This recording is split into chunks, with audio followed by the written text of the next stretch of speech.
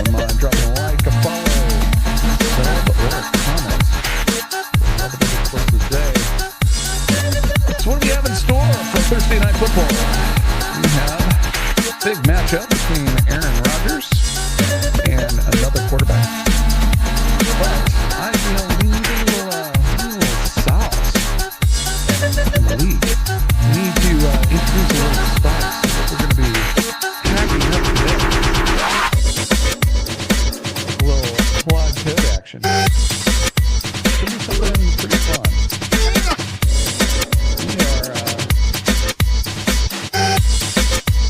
We are going to be hacking up a chat server for our fantasy football league to use.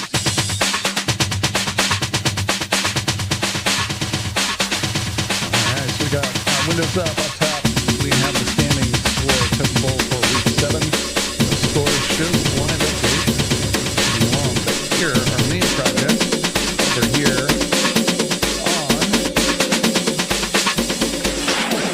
your left, my right, is our chat server. So our objective over the course of Thursday Night Football is going to be vibe coding a brand new chat server that all 10 of our models can use in order to communicate with each other. Up until now, it's week 7 in the league, none of our models have had the opportunity to communicate with each other. All of their communication has been done through their trade offers and their roster transactions.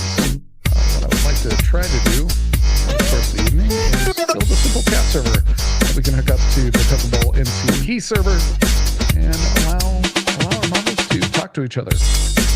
Token Bowl started at the beginning of the 2025 football season, and the rules are very simple. One model per team.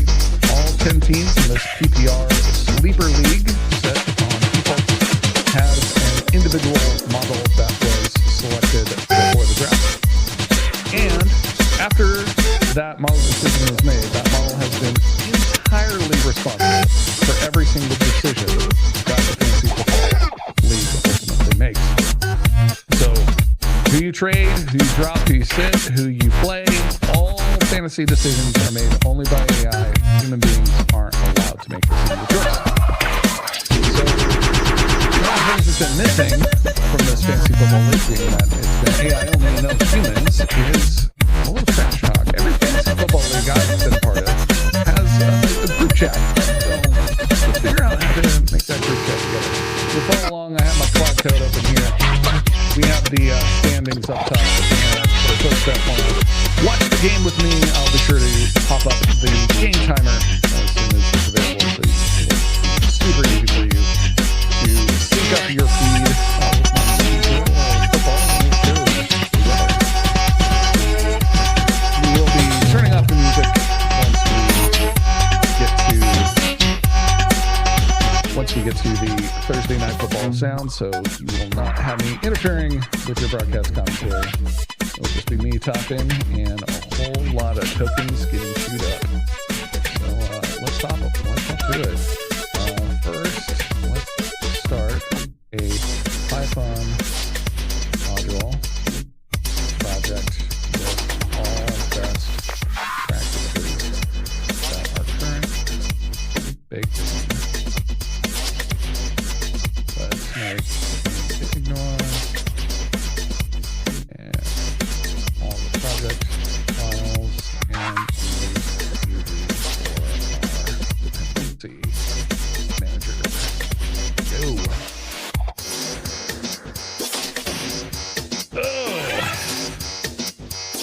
I'm trying to up some of the production value here tonight. I hope this is useful. Also going to be able to display our scoring plays, which I'm going to try to do. The studio mode, let's take a look here. All right, create that, get ignore, go get them, Claude code. All right.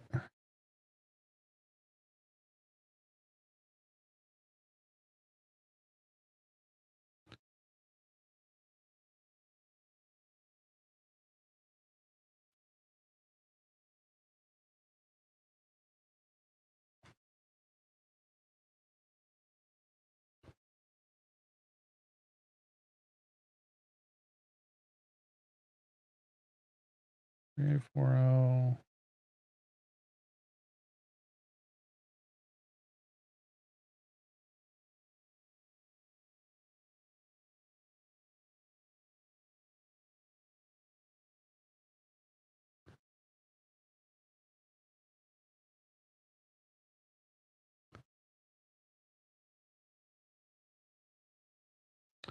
All right, let's add the scoring plays here.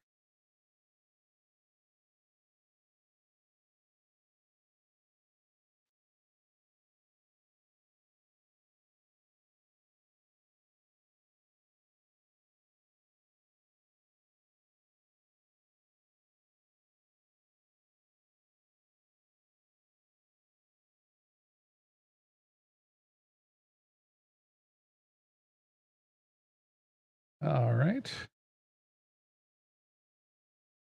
Just making sure we're good. Yep. All right. Let's get that virtual env set up. Claude code. I'm working on getting the scoring plays to appear here, which would be super sick.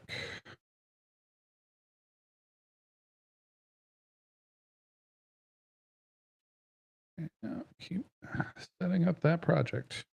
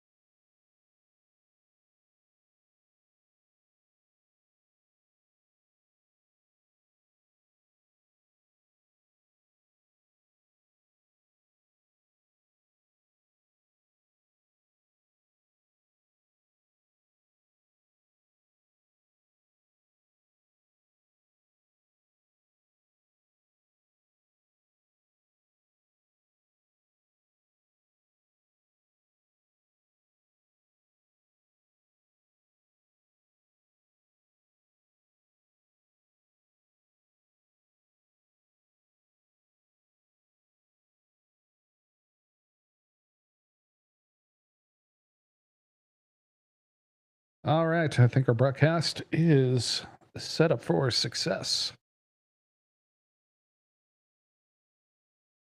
Okay.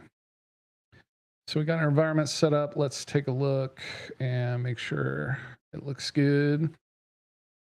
Okay, got HTML cove. The source. Okay, got some types. Got some tests. Love to see it. All right. Next up, build a chat server that is intended to be consumed by large language models to send a message. It will have one chat room and the ability to send direct messages. It should be very simple and easy to maintain. Authentication should be done through API keys. Make sure that we keep the structure easy.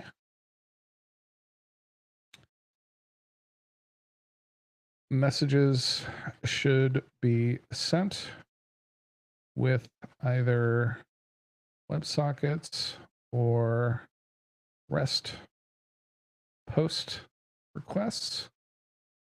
Messages should be received by the models with either WebSockets or webhooks. All right, let's see how that does.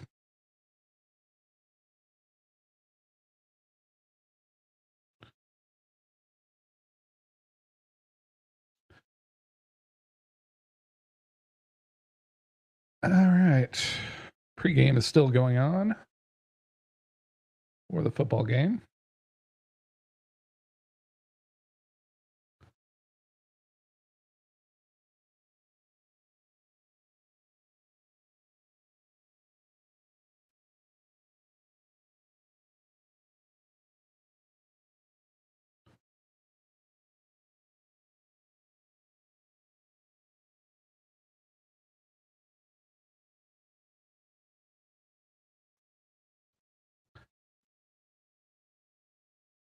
All right, we're creating some data models, which is good to see. We're using async IO, presumably for the WebSockets. We got fast API, easy choice, Pydantic for our types, and the HTTPX library for our webhooks.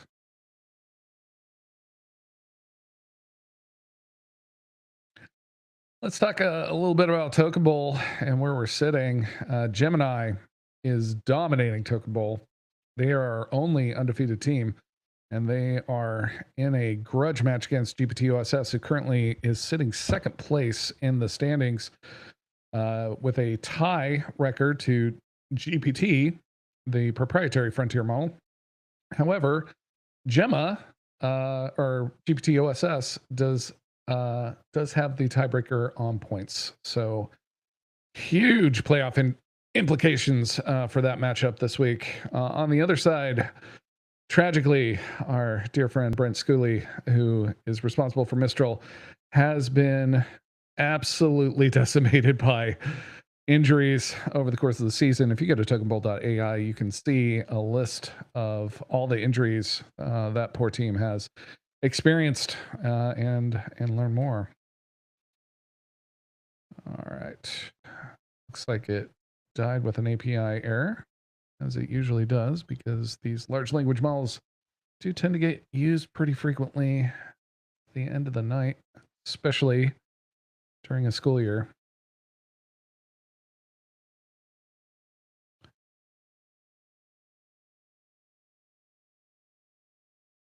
All right.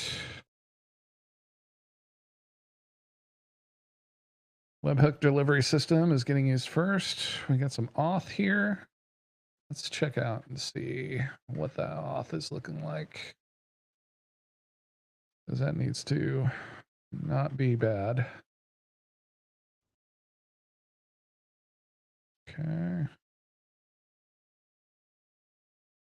Get some AC functions. We're getting a security object from Fast API. So we're using the built-in API key, which is good. Validate API key without raising exceptions.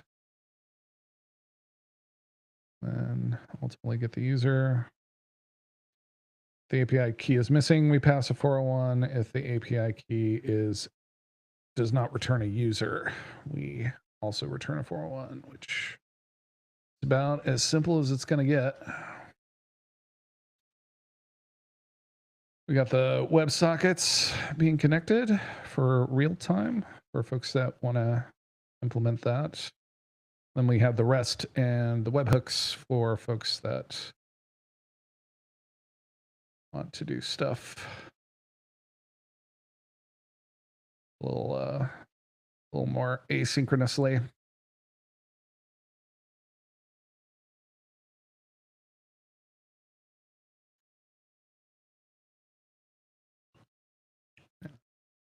Hey, Howie's up here.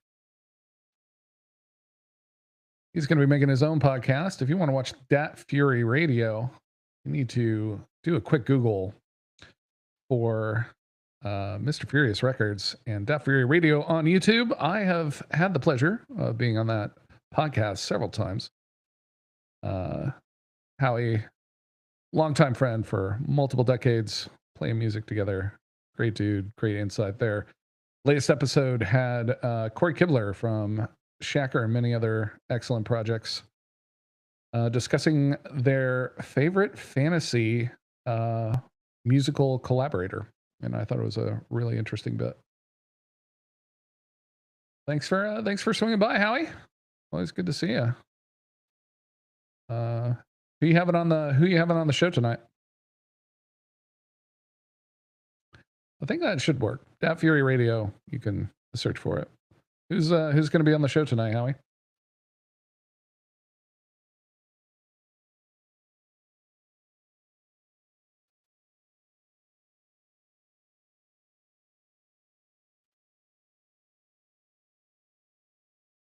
So a lot of this broadcast stuff is new. I'm not sure if any of it's going to work, but if it doesn't, we'll just start vibe coding on it. Oh, Lefty Groove and Ebony Simon. Absolutely. Two excellent hip hop artists out of the Midwest. You should definitely check out their records on Spotify or check out their episode. It should be coming up in a couple weeks.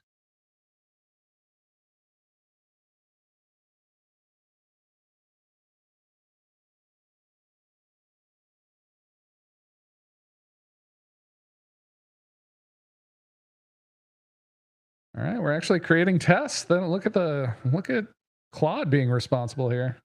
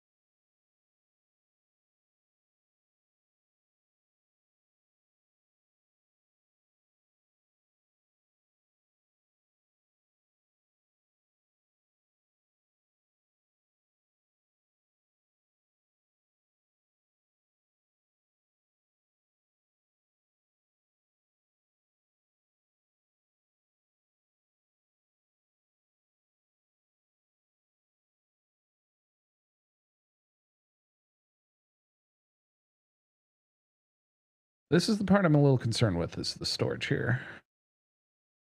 Howie definitely recommends the new Amber Mark. Check it out. I think I'll be listening to that over halftime.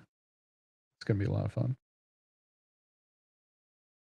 Okay, so we got a user object and we got a storage object. And it's updating README, so looks like it's wrapping up this first pass, and we're going to be able to see if this thing can run or not.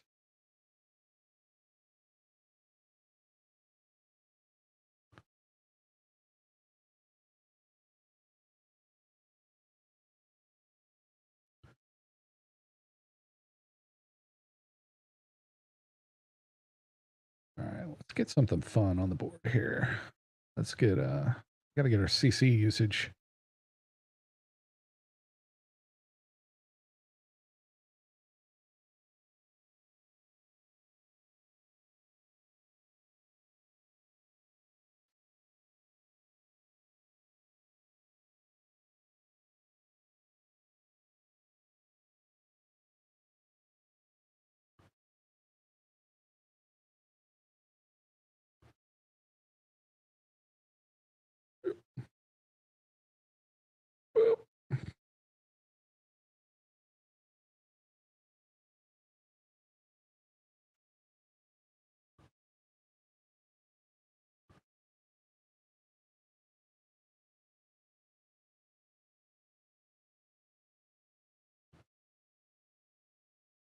All right.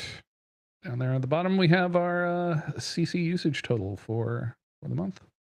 We should actually probably make that for the day, right? Yeah, there we go. All our tokens and all our dollars showing up there on the bottom. Super fun.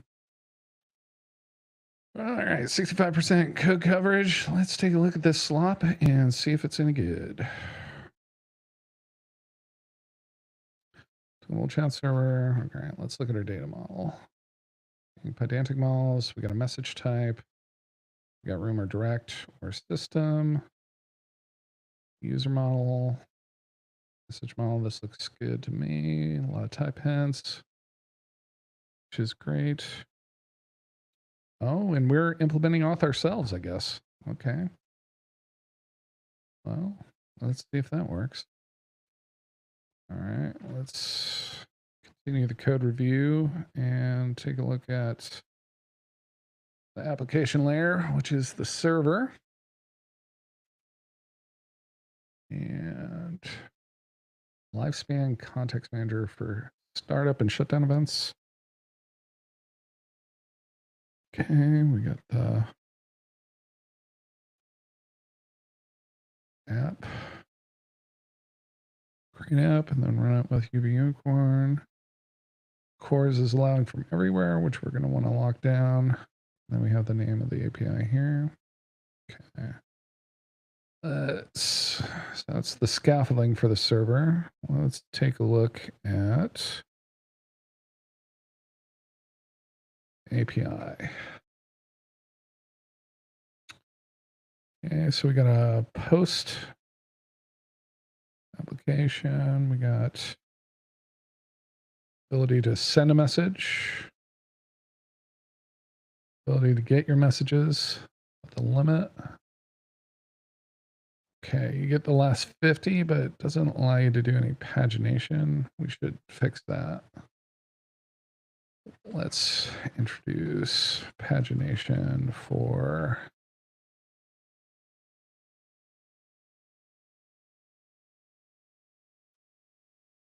get messages and get messages direct, so that models can catch up if they integrate late in the season.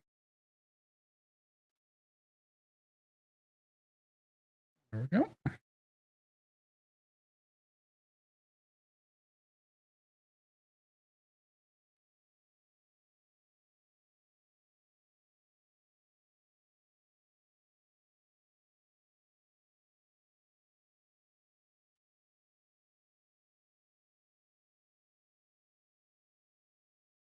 Oh, there we go. Now we got our tokens. That'll update at the bottom of the screen.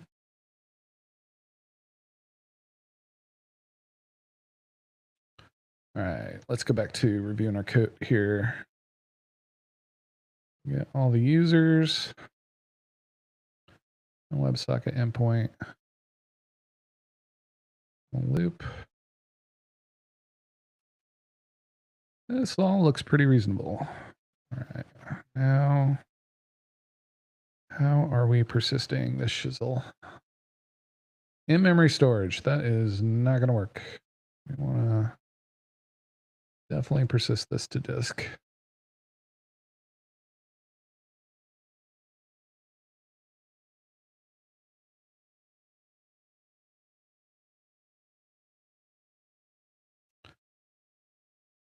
Okay. Get recent messages. We have offset. We have that kind of stuff. That's good.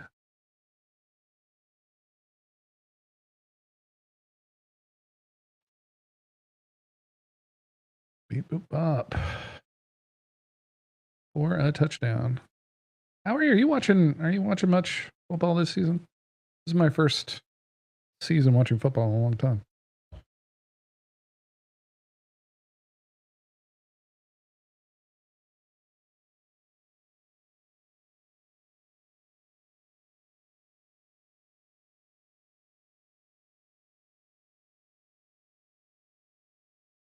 Vibe it. All right. And what else have we not looked at? Not looked at the WebSocket server yet. WebSocket disconnect is not imported, but it's not used. That's not good.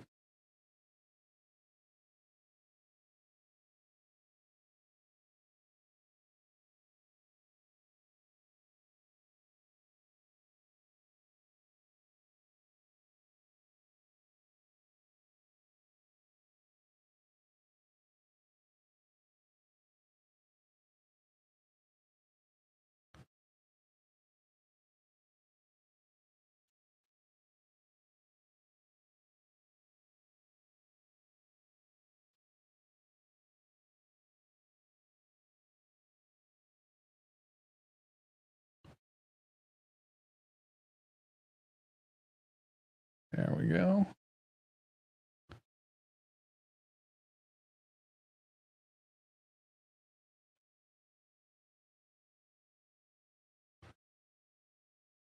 Okay, that's not doing bad. Big thing is we need to persist this to disk. I think for the initial version, we should just do SQLite. I think that would be easiest. Then what we'll do is create a client library. Actually, you know what I need to do? I need to hit up Kevin. He is running the team for Grok, and he works at Stainless, so I bet we could auto-generate chat library that'll work with this thing. Toot sweet. Which would be totally sick.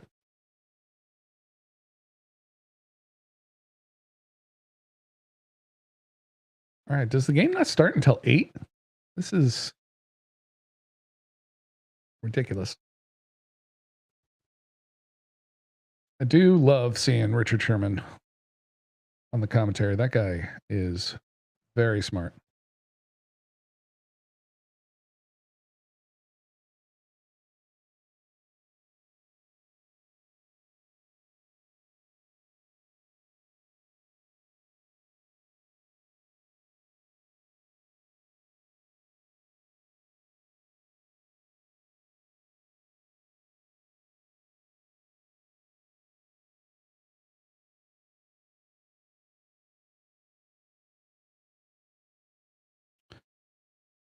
Okay, we got a local host.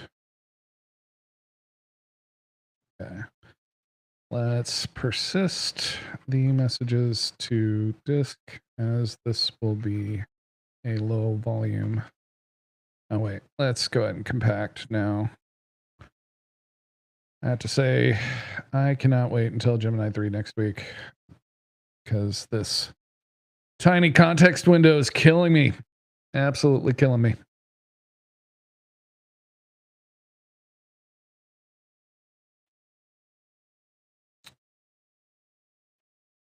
Let's turn on some tunes while we're waiting.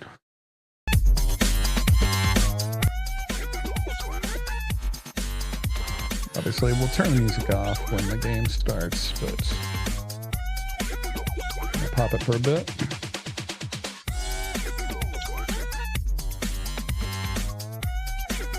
Compacting the conversation, so that affords us a little more time to review what we're looking at here. Let's see what these tests are looking like. So we use PyTest. It's unused. Okay.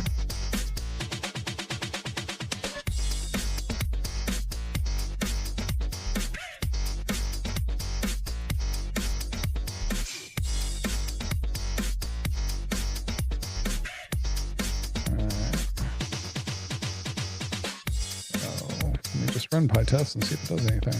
Oh, we need to create a virtual env. We'll call this token ball, or actually UV PyTest. Run PyTest. Okay, there we go. Love to see it.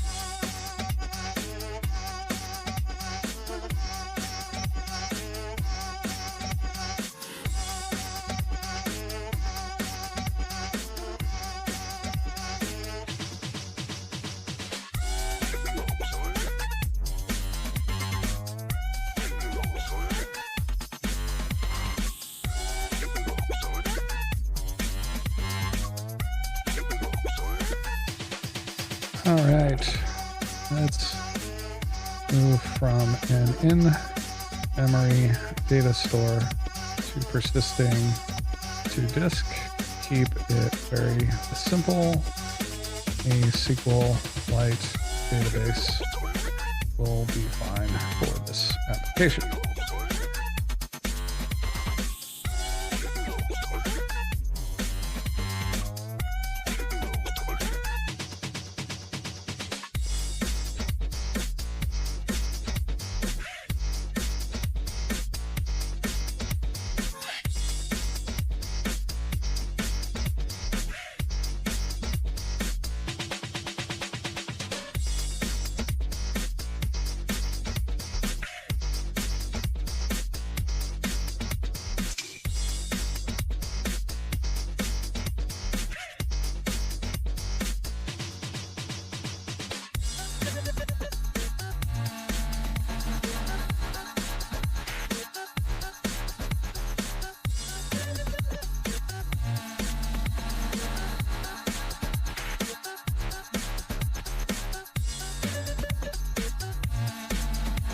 Alright, keeping the same thing, but persisting the disk.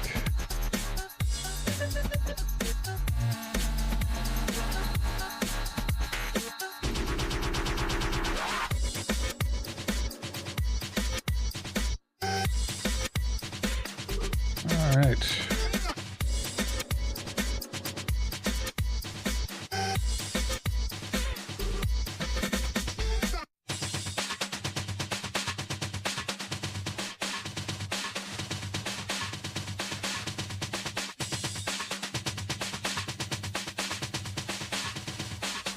Let's go.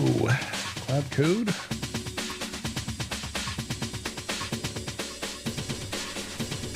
Let's take a look at the rest of the standings. Up the top, you can see the current standings for Token Bowl, and they will be updated as the game progresses, as folks score. Middle of the pack is hotly contested. I am responsible for DeepSeek, and I am on 3 straight losses, which is absolutely brutal. I went from top of the league, week 2, to struggling to maintain a playoff berth. My lineup against Greg with Claude is really important this week. The other big important playoff game is Grok versus Qwen. Kevin was responsible for producing one of the most awesome activations at OpenAI Dev Day a few weeks ago, so he was kind of slacking on his management and took a loss when he probably didn't need to.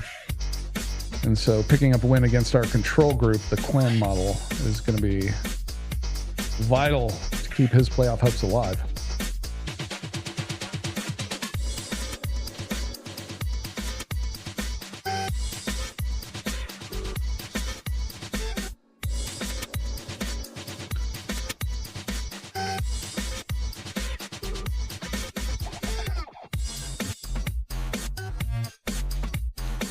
We can code up something to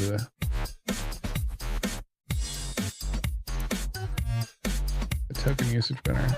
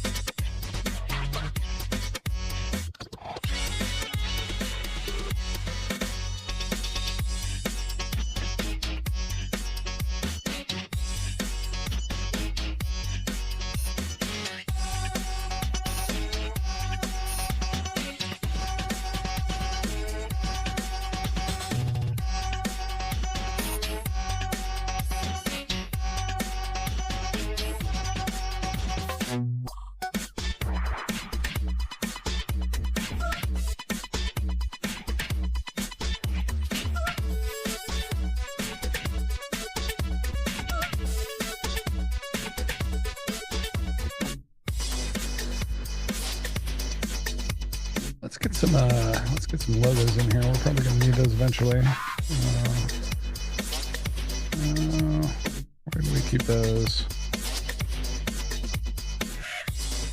Put those in public images. And let's copy.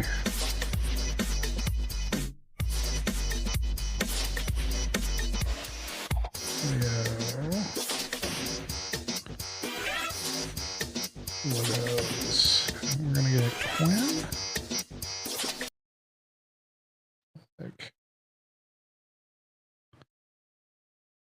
Bust that again.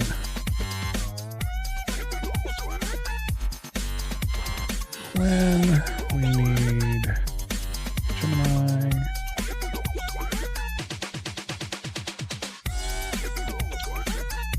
We need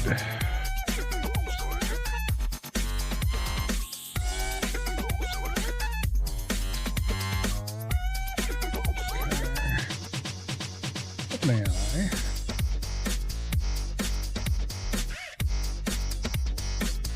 Mistral.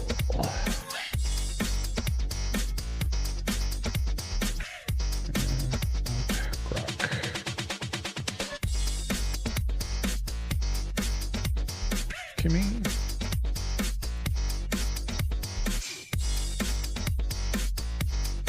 Do I have Kimi K2? Come on, we have Kimi K2, surely.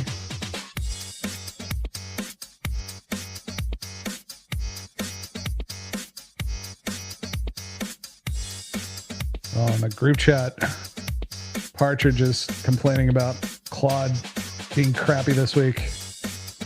It definitely was.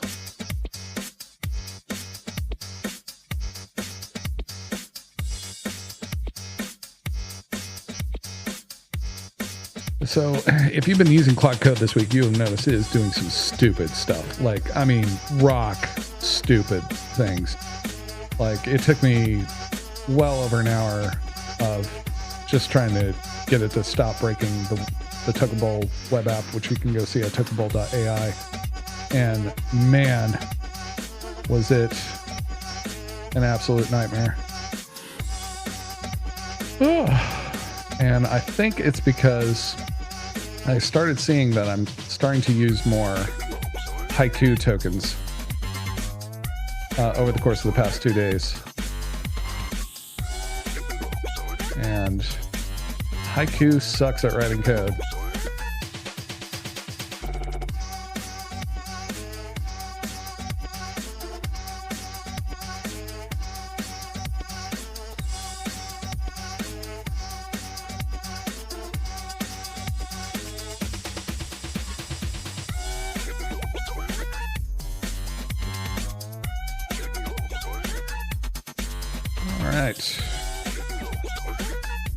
Like we got SQL. It's great. Let's take a look at the implementation and see what it did. Thursday night football is about to start.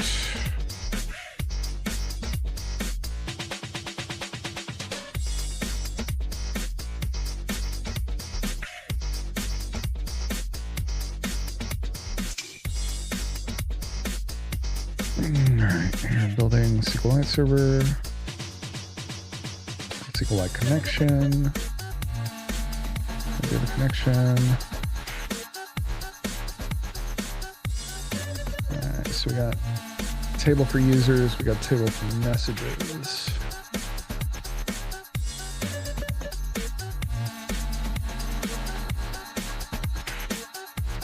Okay, well, that seems pretty good. Let's see what happens when you run this thing. Alright, let's create a virtual env. Or actually, we don't need to create a virtual env. We can just use this. How do I run this thing?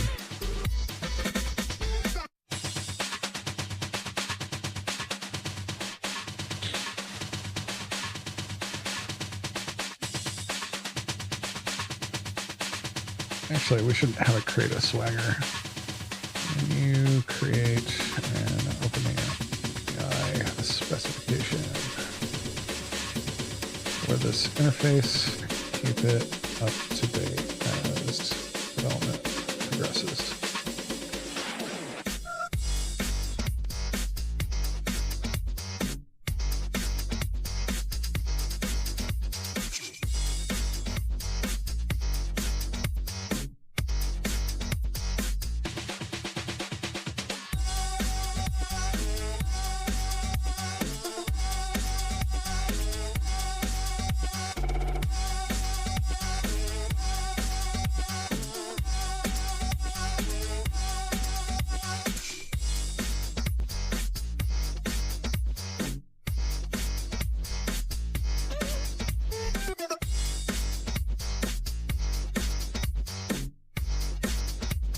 All right, we passed 1 billion tokens for the month. That's good to see.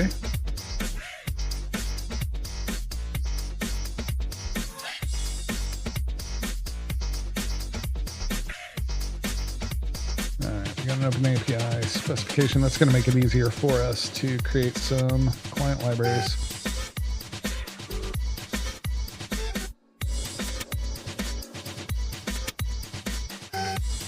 Tell us how to run this thing.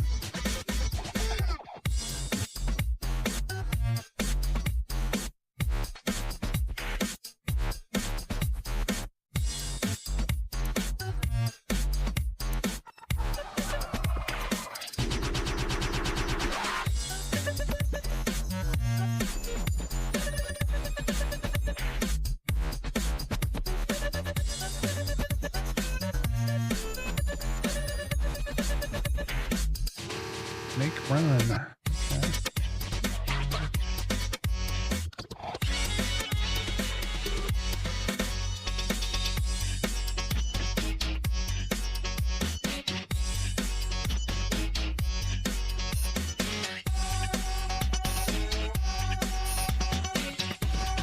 Include both on the bottom there.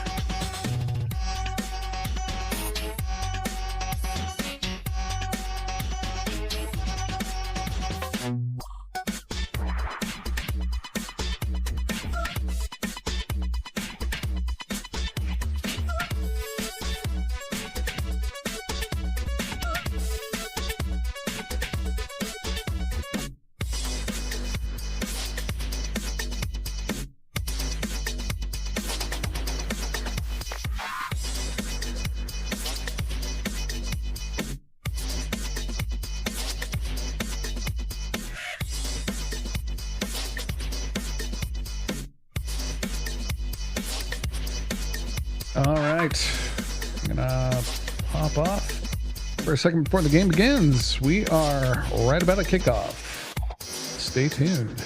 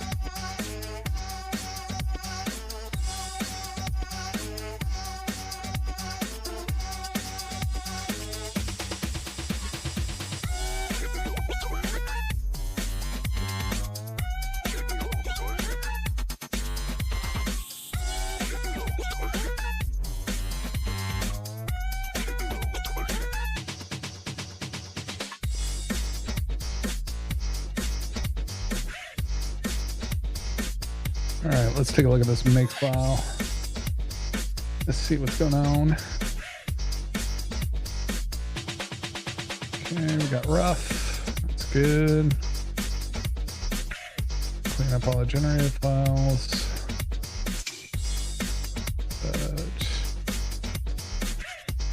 Okay.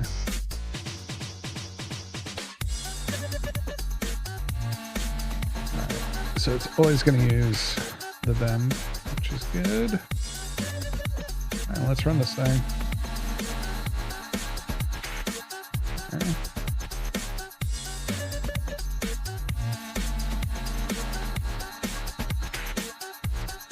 Frozen NumPy.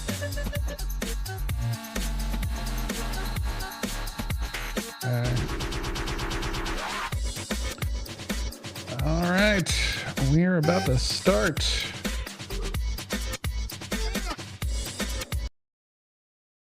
All right, game is about to start. Great to see.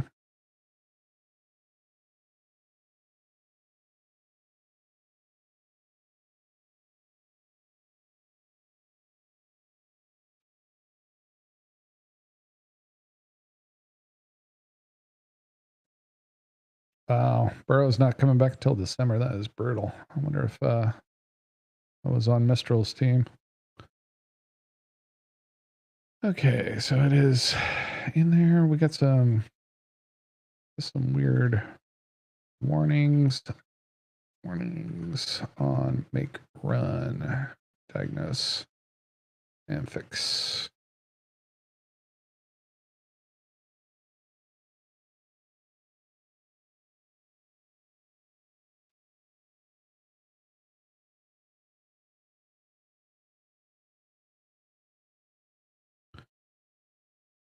All right.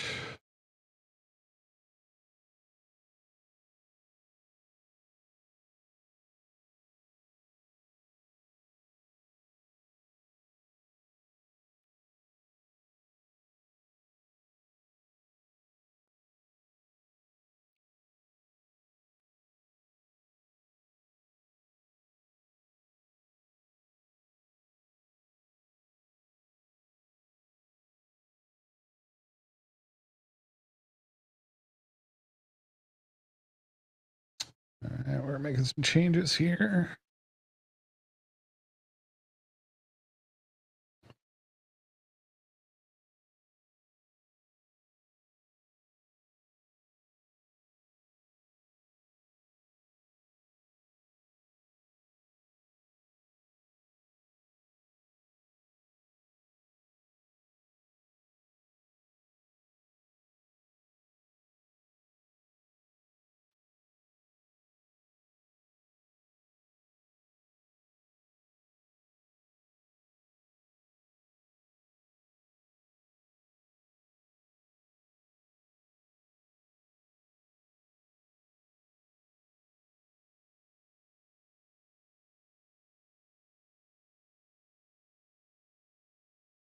Okay, they fixed the runtime warning.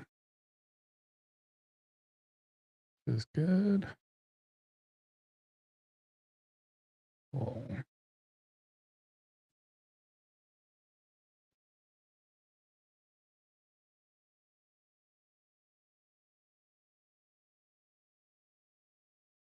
Okay, so that is working. All right, let's do make test. All right, we're at 71% coverage now. All right, there are some serious things missing from webhook and WebSocket and auth. Let's increase coverage on auth, webhook, and WebSocket. So we're investing in testing now because if I don't write these tests here and the context window churns, Claude is going to have difficulty later figuring out what the code is actually doing. And because its context window is relatively smaller from a lot of the other LLMs that are out there, I have found that making sure you start with very, very simple implementation and just keep cranking on the test coverage, that can help save the day.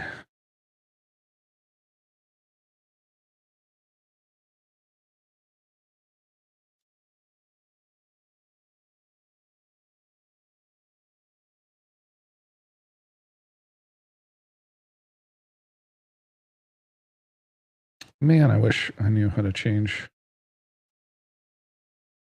what thing I was edit. There we go.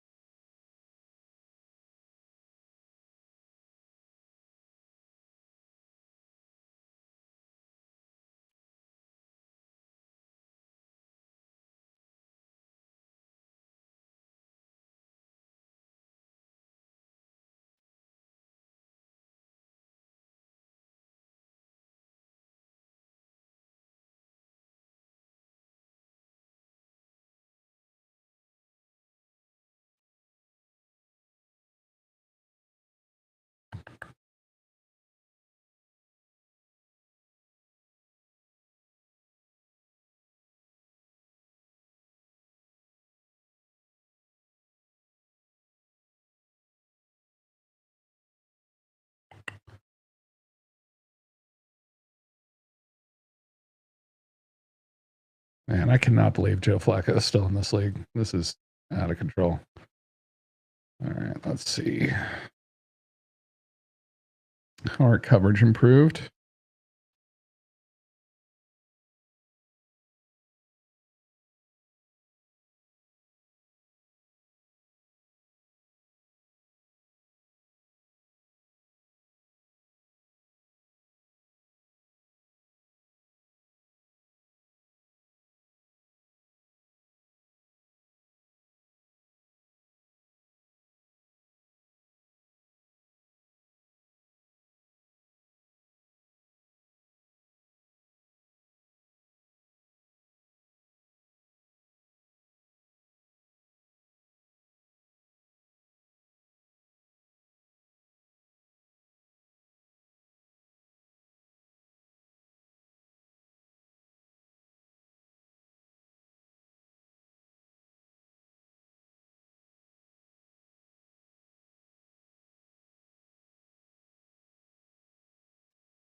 All right, we are off and away we go.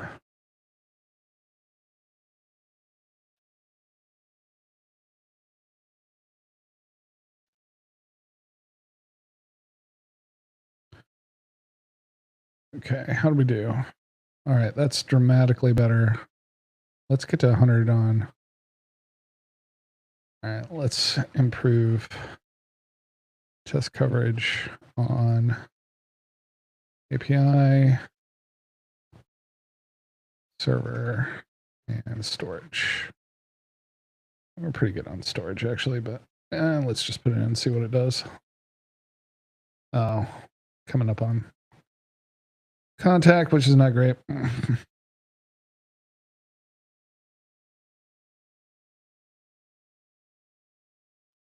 Man, I love Prime Vision, by the way. Like, Amazon absolutely saved.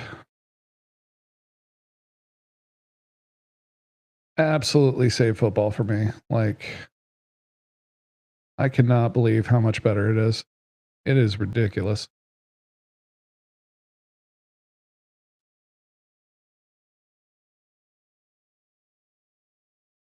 All 22 players on every single play. God bless America. All right, we'll show you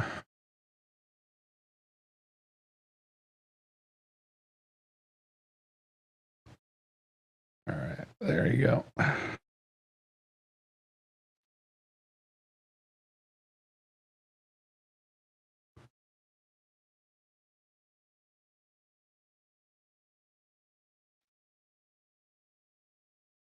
Yeah. Oh, I wish it had a constant button though. Okay. If you take a look at that time, you can follow along.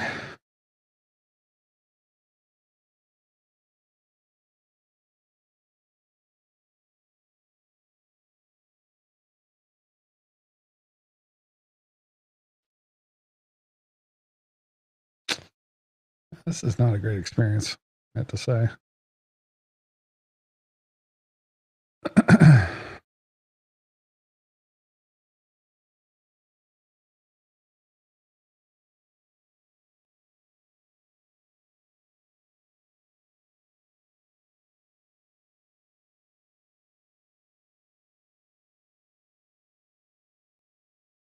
He didn't get it.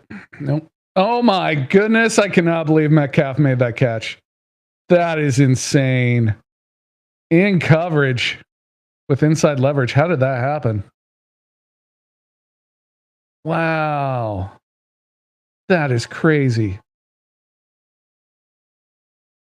Oh, he got a step on him.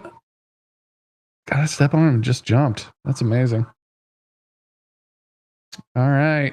It looks like our main matchup tonight is going to be GPT and Mistral. Mistral's already up to a 10-point lead.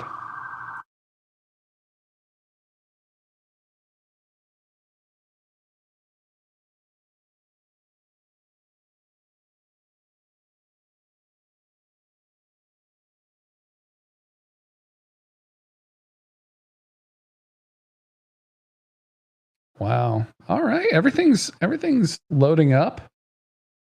We got some scoring plays here. We got players jacked up.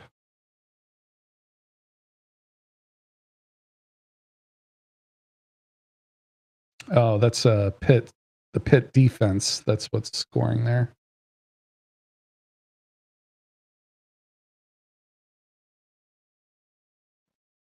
Wow.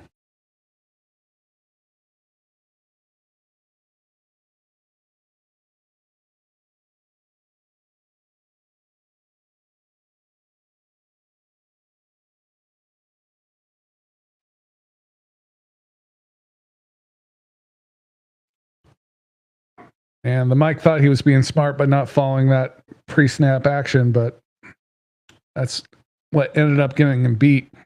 Needed to be there to block that.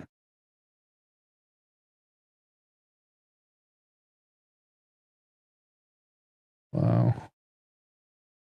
Another big, strong sweep on the left side. They have no respect for the right side of that defensive line or the outside linebackers. That is cool.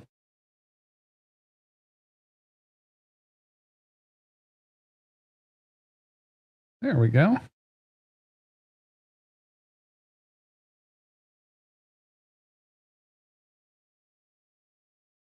Oh, we got some fixes for the scoring plays because we're not getting correct player data. Need Gainwell to have a good. Oh no, I wish he would have gotten that carry. That was a bad pass. That was straight up bad pass by Aaron Rodgers. That was a touchdown for sure. And they're going to have to settle for 3 here because Aaron Rodgers sucks at football. That is a bummer.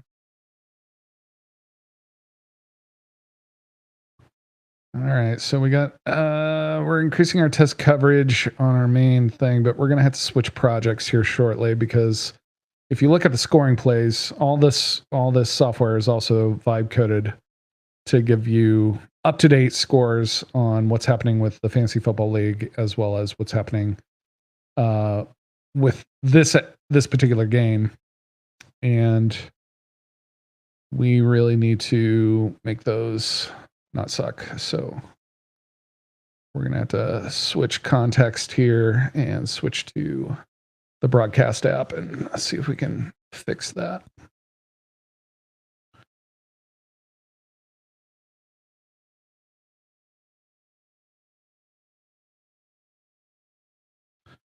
There we go. All right, A2 tests all passing.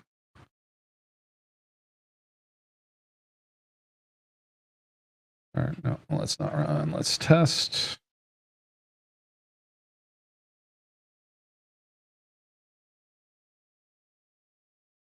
Oh my God, look at that, 99% coverage.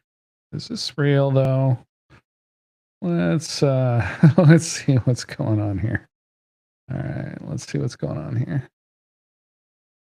All right, webhook delivery. Okay. So you're calling to see if that works. All right, bad. Not bad.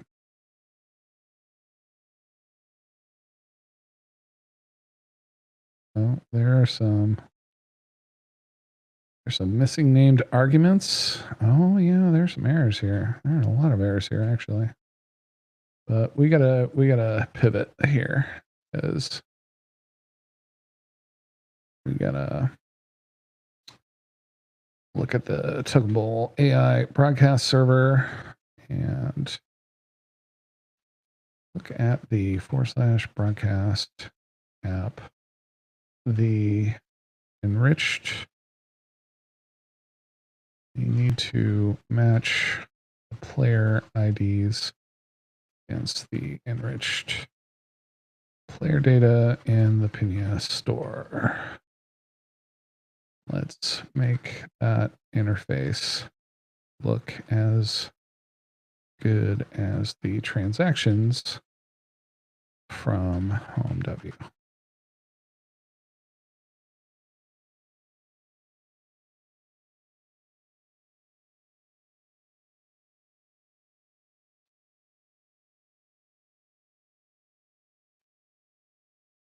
Okay, so it looks like we only have two.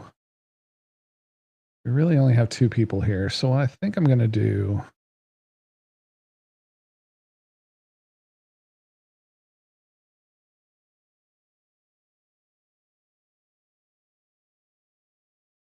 All right, if you go to tokenbowl.ai, you can follow along. You can see the exact same thing that you're seeing on the screen here, but it'll work on your phone. Looks like we really only have three players here. We have Jalen Warren, we have DK Metcalf, and we have the Steelers. I wonder if we can whip up a little interface just for them. That would be cool, right?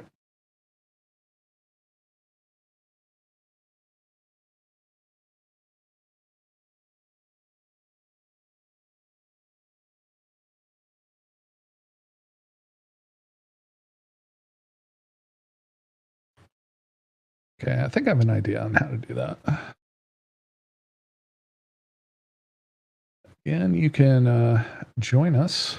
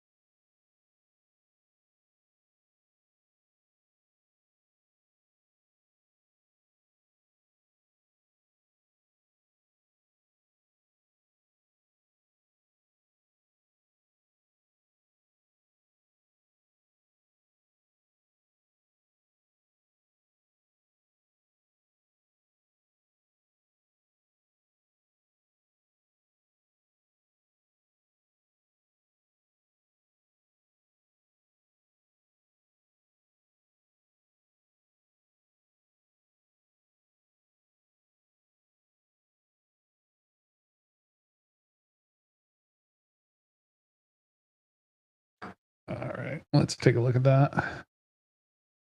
Okay, well, we're okay. Like the logos are broken.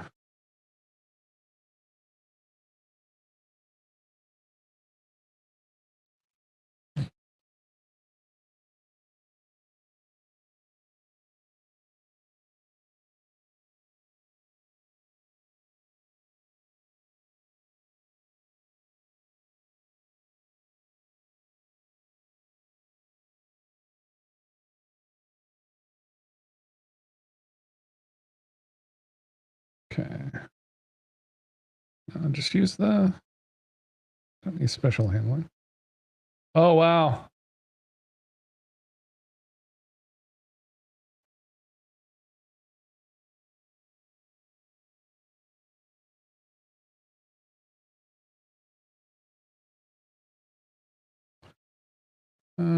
Still looks, for scoring plays, still looks broken for the player. And we do not have any info on the player. It is just showing the ID. Let's get first name, last name, position, and team.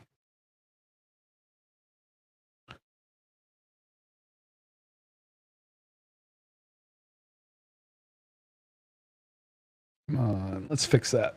Let's go. Come on.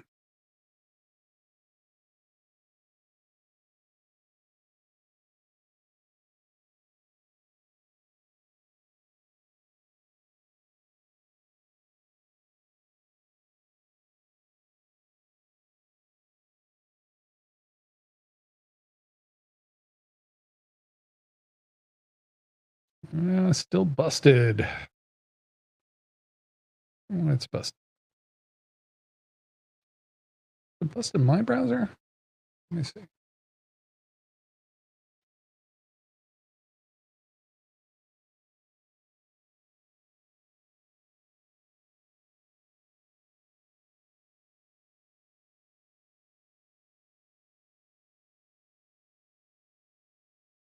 Okay, it is. Okay, it's working if you refresh it. I think we need to. Let me see if I. Boop, boop. No.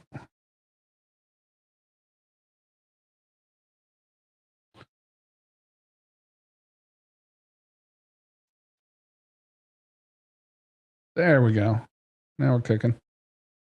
I do not see the logo for the defense.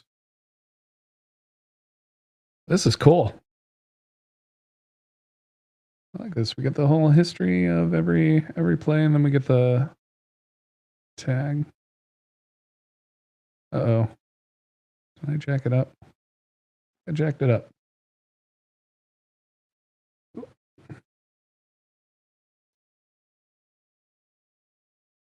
Oh.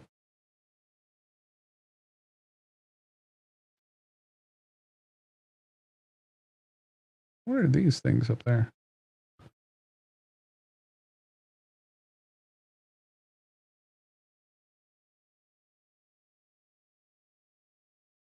Uh-oh. Well, what is jacked up here?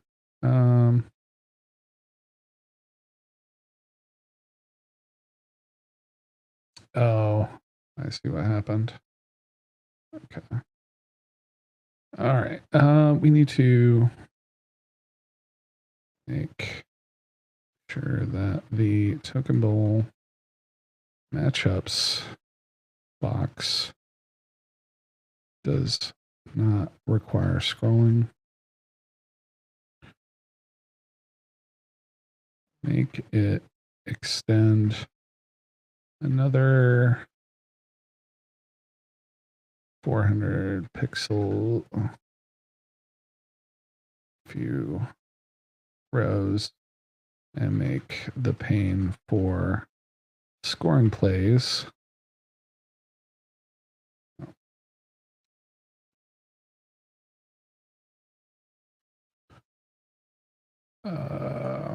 here we go. Smaller. Yeah, what happened here is making scoring plays bigger. There's a lot more here.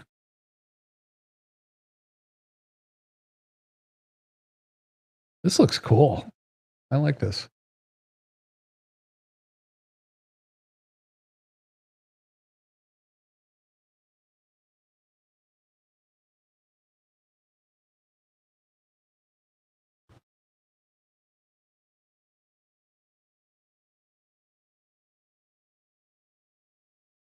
Well,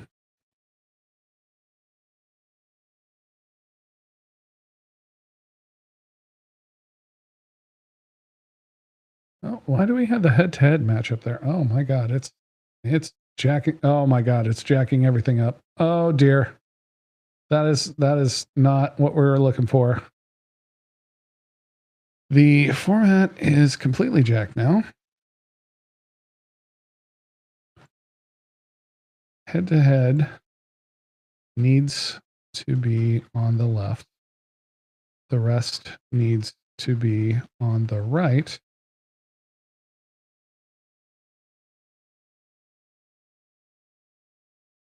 Make the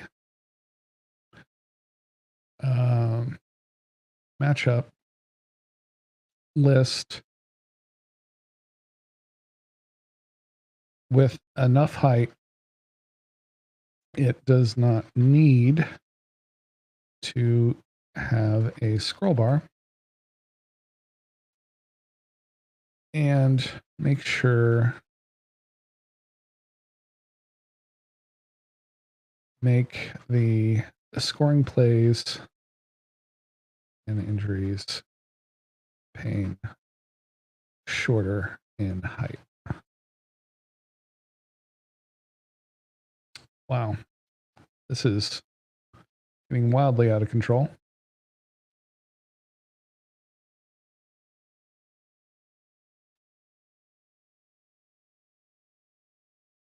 When we get this working, it's going to be rad.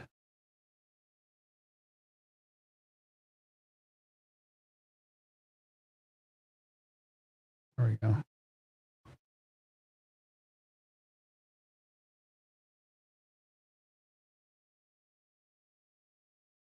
Okay, that was a little extreme.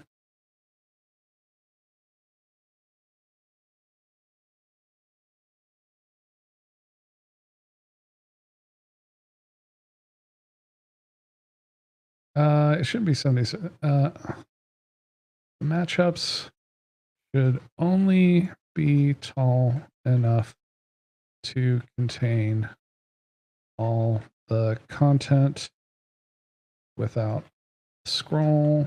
Use your dev tools to screenshot it and set it to an appropriate height.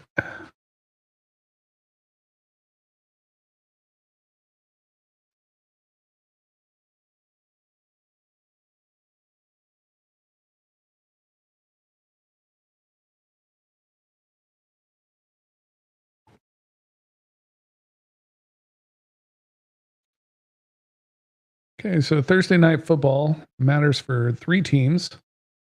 For Grok, for GPT, and for Gemma. It looks like.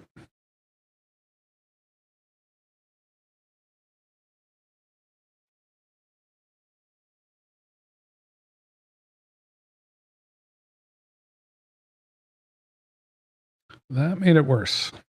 That made it way worse.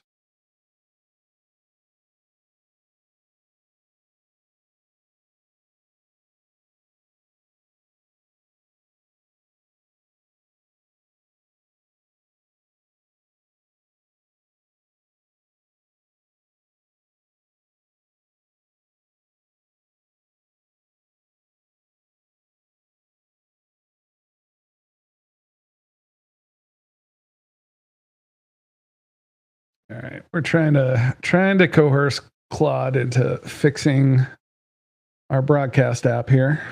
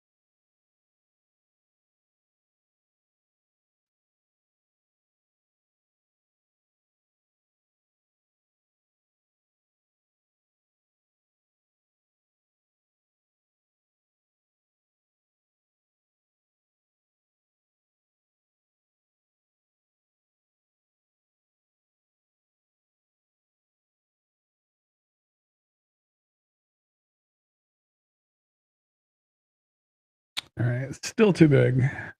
So we're going to try to get it to settle down.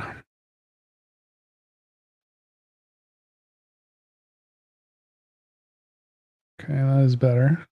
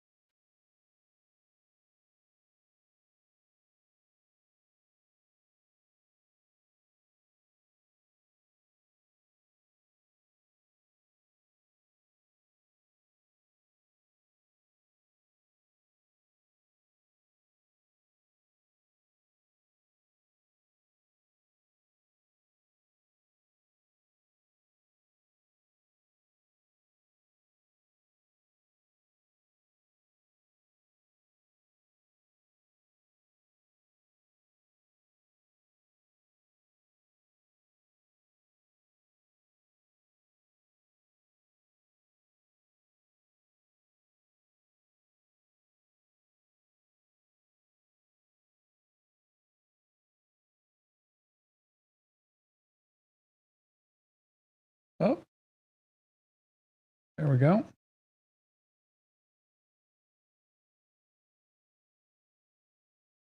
Gemma Chase belongs to someone, I think.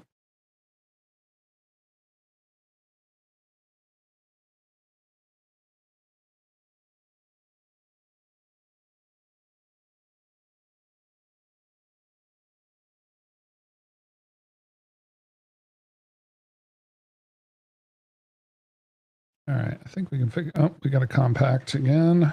God, this context window is killing me. Killing me, Smalls. Killing me with this context window. Brutal.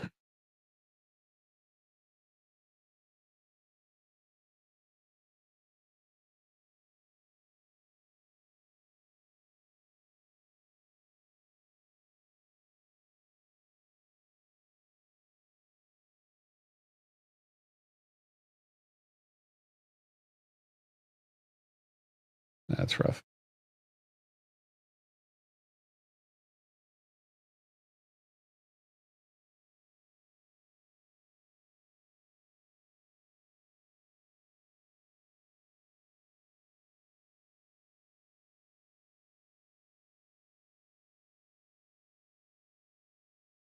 Mm.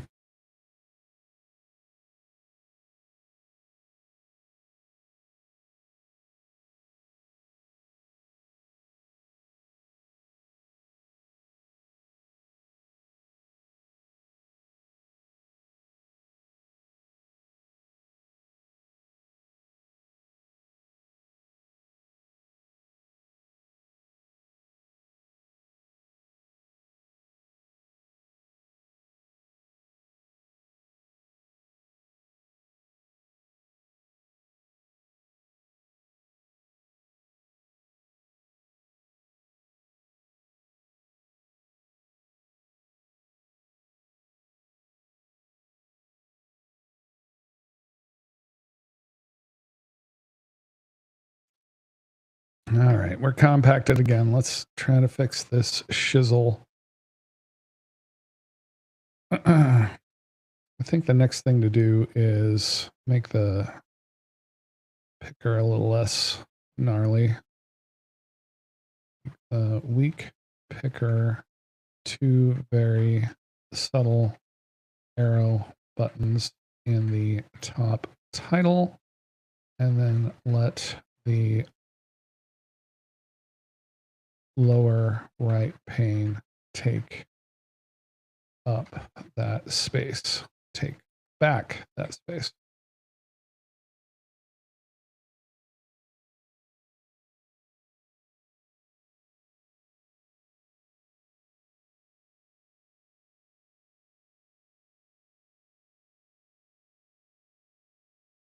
Man, have I said how much I love Amazon and their broadcast? It is so good. Next gen is so much better. Oh man, Brown. Why? Oh, that's brutal. What are you doing, bud? What are you even doing? Ah, biscuits.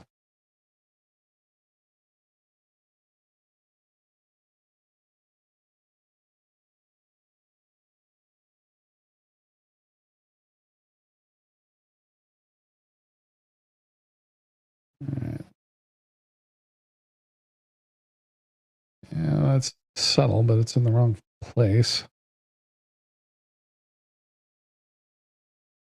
Let's see if it figures that out. No, it.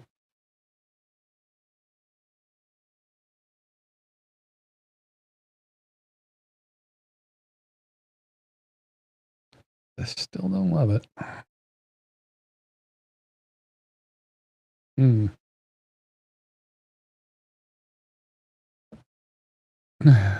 Are now visible at the top center of the page. It is the top center of the page, but not the top center of the component, which is what we want.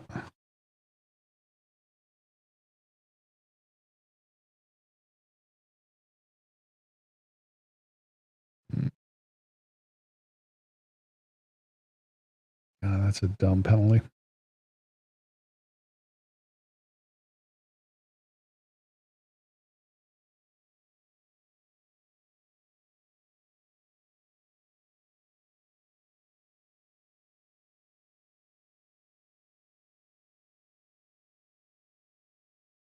Oh, wow. Everyone's out.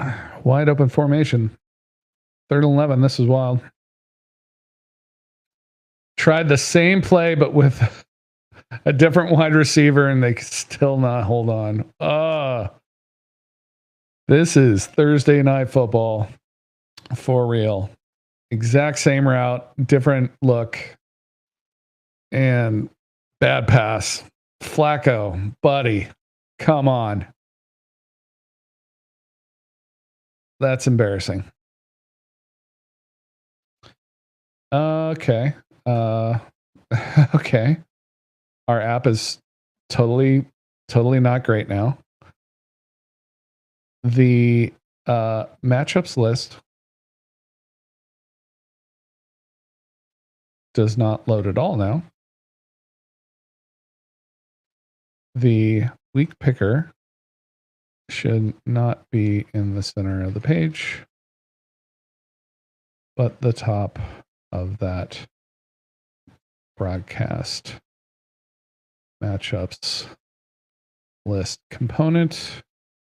And it does not need a weak indicator, as one already exists on that title. And now we're gonna watch Claude in October of 2025 just spiral wildly out of control. This is where it really just starts to eat it. Ugh.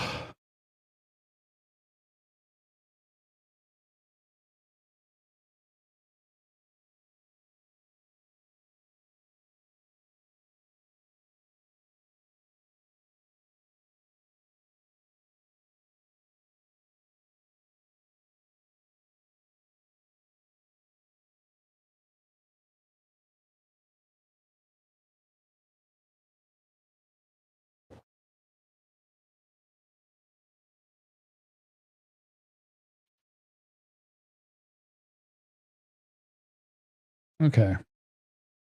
Matchup list is back. That's good.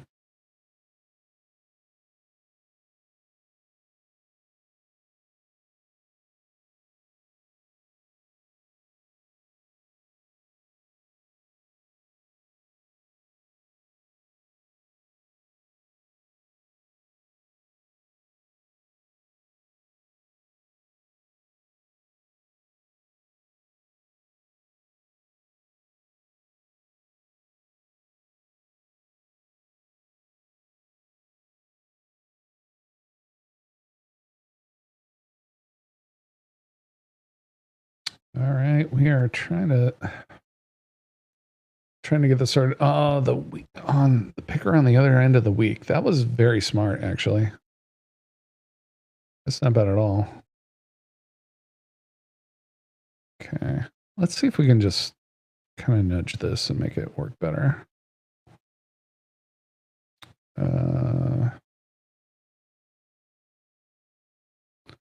Matchups needs to be that big. That's good.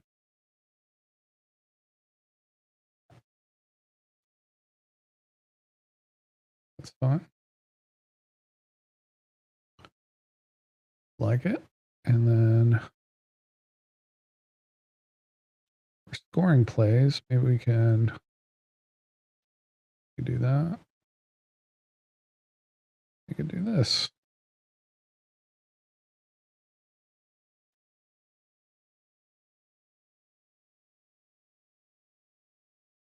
The bottom of the scoring plays and injury alerts pane is cut off at 4K. Make sure the entire page can be loaded at, what is the 840 pixels by 2160 pixels without a scroll bar.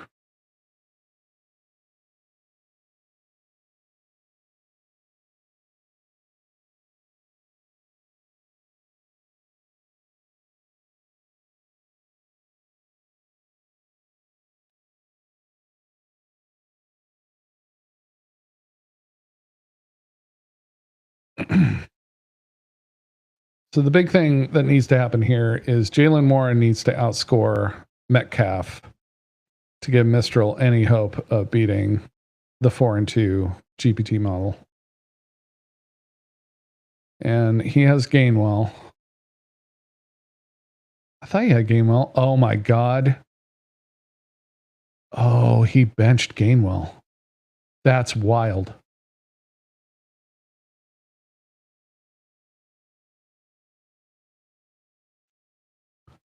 Oh, he has Jalen Warren in instead of him. He's smart. Yeah, that's smart.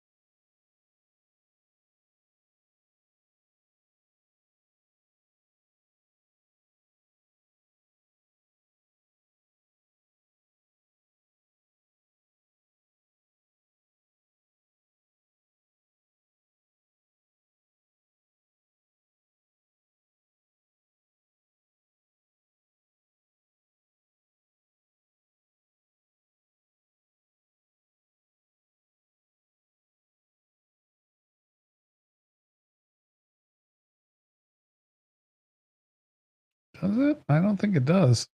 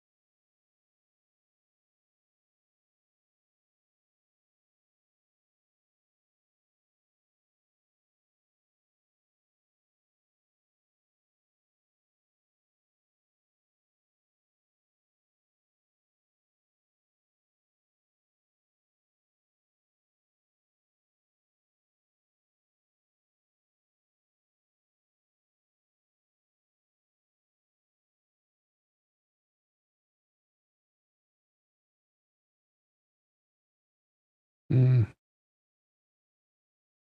All right.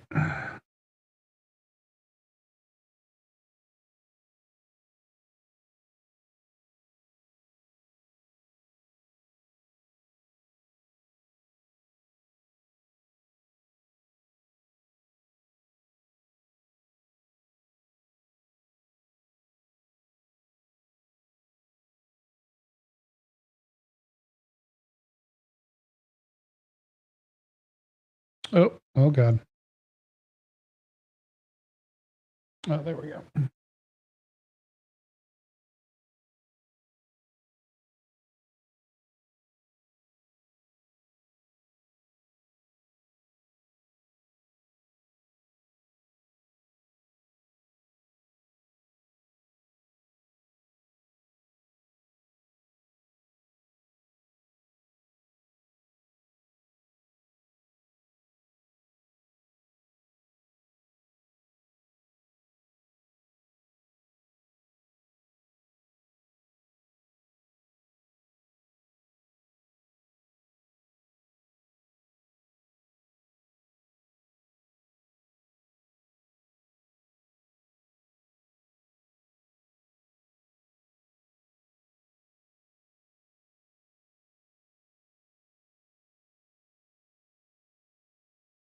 Calculations are wrong. I think for safety, get rid of the footer entirely and make the page 2100 pixels high.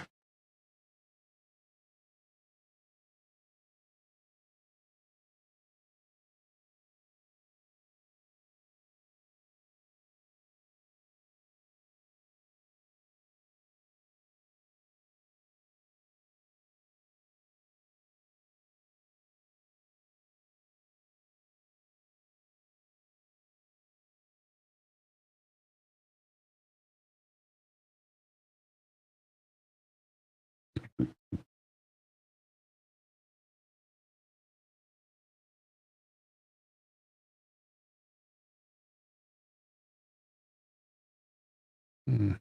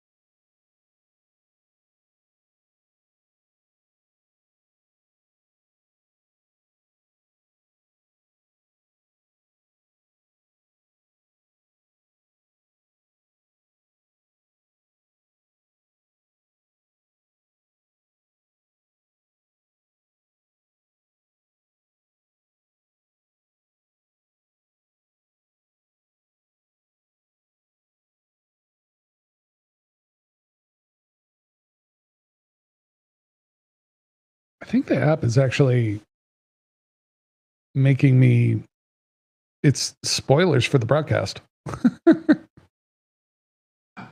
That's wild.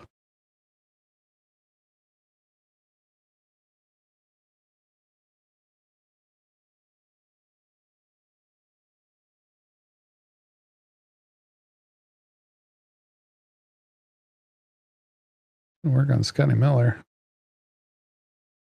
Coming up on second down.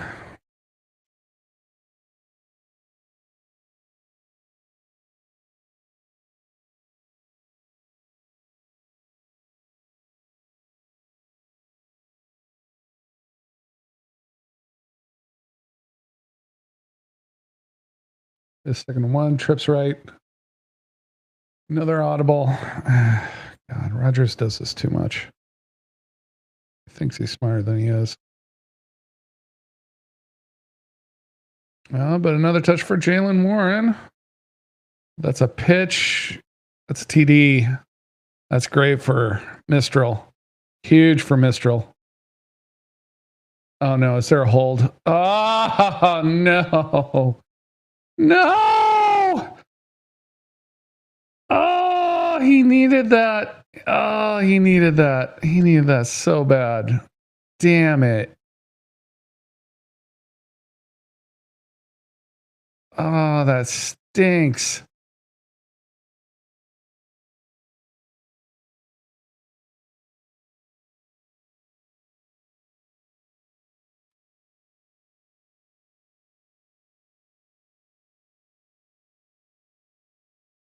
Man. Mistral really needed that.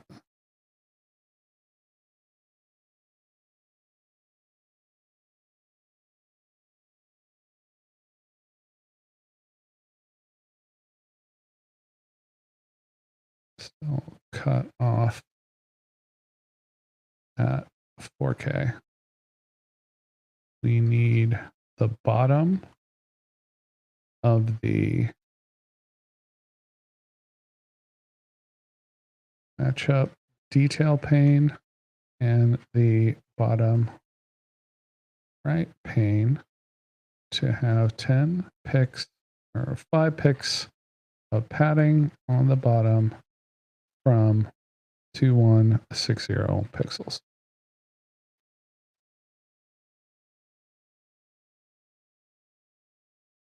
Oh no. Oh, he got out of it. And the Bengals pass coverage has been incredible tonight. It's been really good.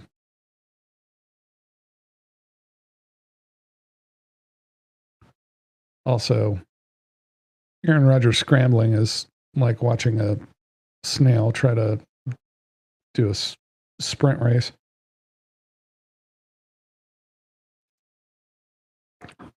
They going on it? Are you going to believe in Aaron Rodgers here? He's going to try and make him jump, and then they're just going to punt. They're going to try a push? Wow. And it worked? Oh, someone held. I bet someone held. Oh, God.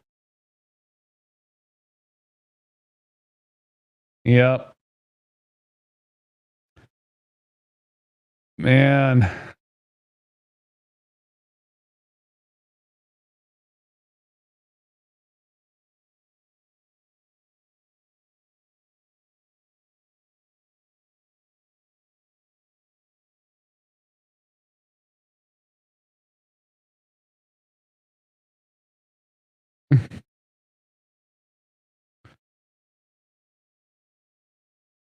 Aaron Rodgers is not going in there.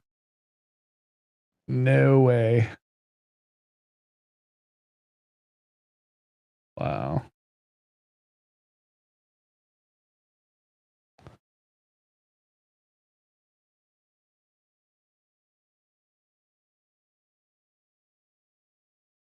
Well, we're out of context, so we got to start over.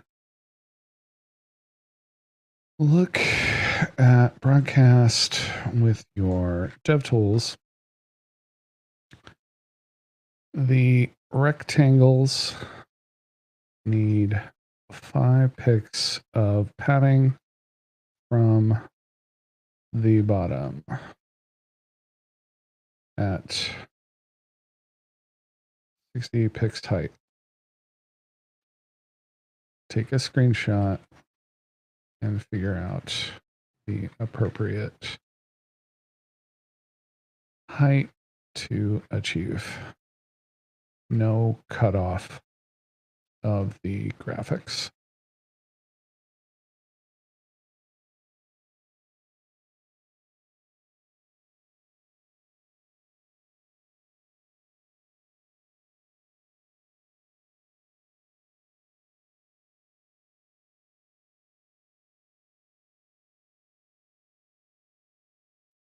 Man, commercials on football suck. They are the worst.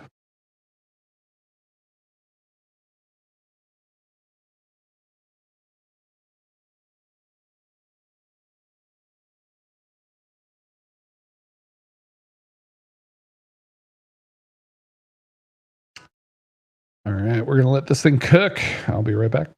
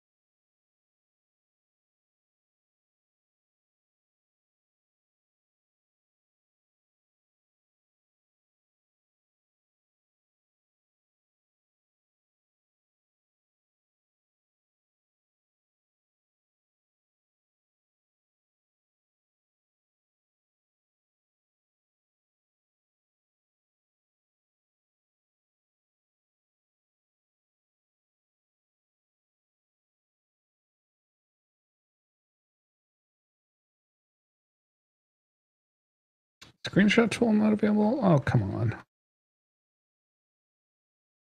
Come on, reconnect. There we go.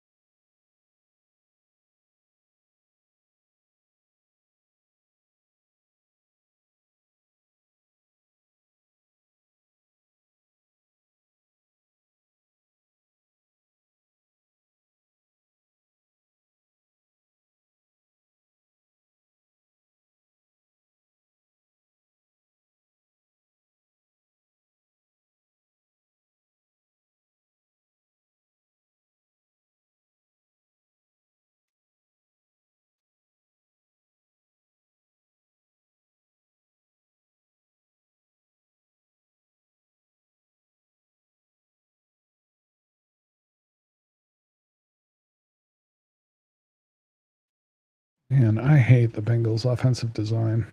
This is so old. Is it because of Flacco? Oh, that is. He saw that all day. Clark had 15 yards to hit full speed. He let off the gas.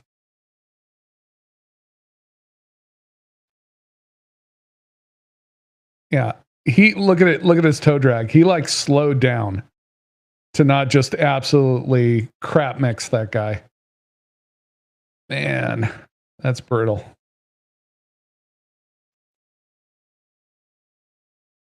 All right. If you're looking to join us along on this hackalong, this is where we are in the game, and you can make sure that we are locked in for this massive third down with 8:38 left to go in the second quarter. We are desperately trying to get our broadcast graphics to actually be the correct proportion.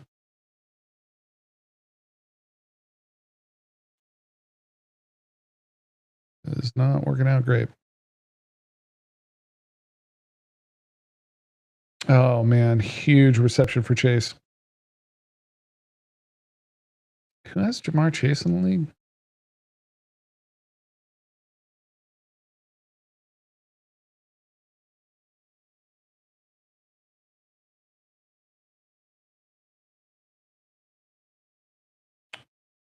Who has Chase? Oh, Gemma. It's going to be another bunch of good points for him.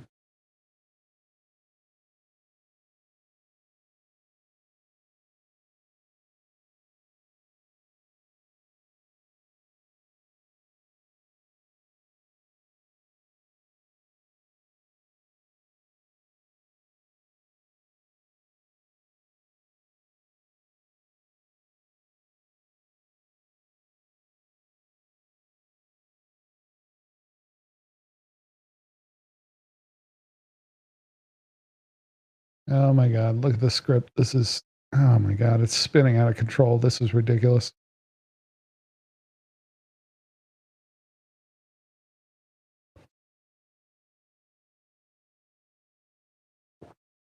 Yeah, oh, man.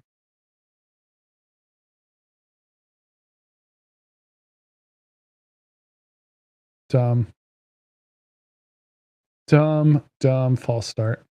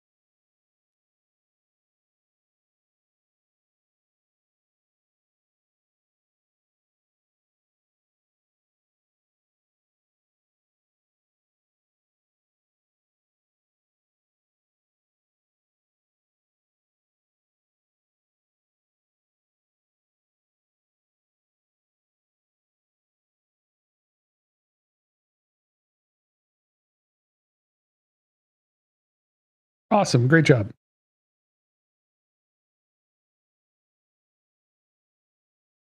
Positive reinforcement. It might help.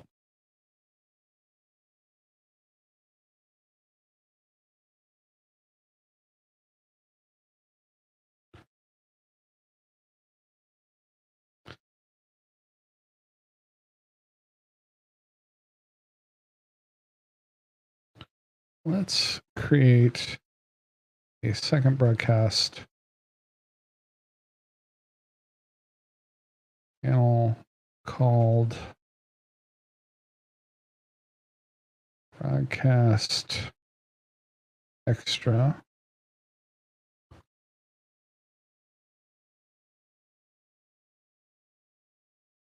These are going to be smaller components. Find an API to get the exact team's score and exact down distance, quarter, and exact time to build a box score component that we can include similar what we have with the components we built in broadcast. Oh, that's huge for Gemma. That is huge for Gemma. Big drive. Big drive.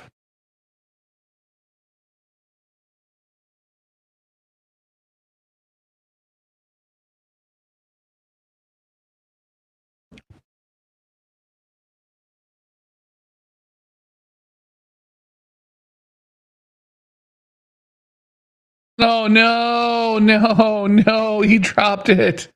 Oh, he dropped it. He didn't have it. Did not have it. That is. Yeah. Yep. Sorry, bud. That's brutal. It is. Yeah, it is definitely incomplete. There is no chance. No chance.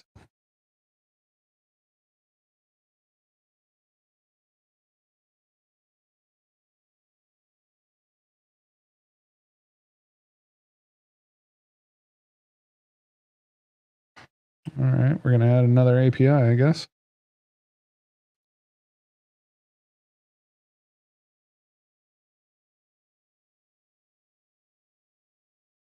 Okay. We're going to try to fix something for this janky box score up here.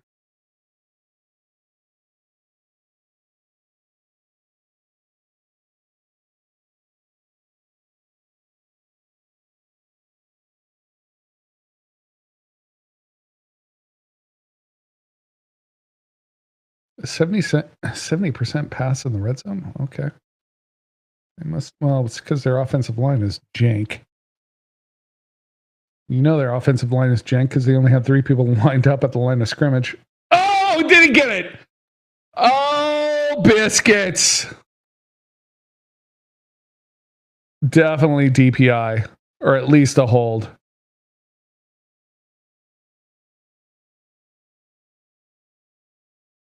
Result of the play is touchdown. Yep. Wow.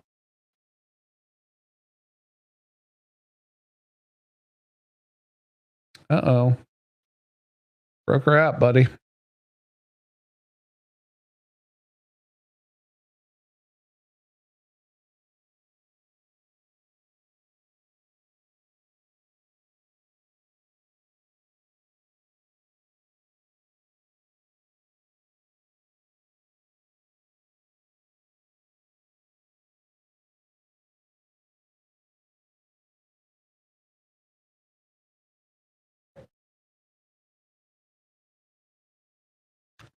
All right, 10-7 game.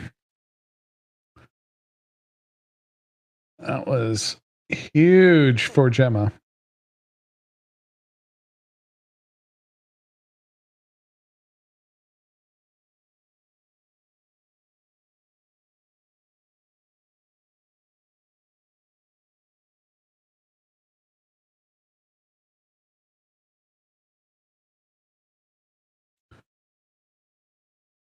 All right, 15. It's a big 15 points for Swift and Gemma. That's amazing. Love to see it.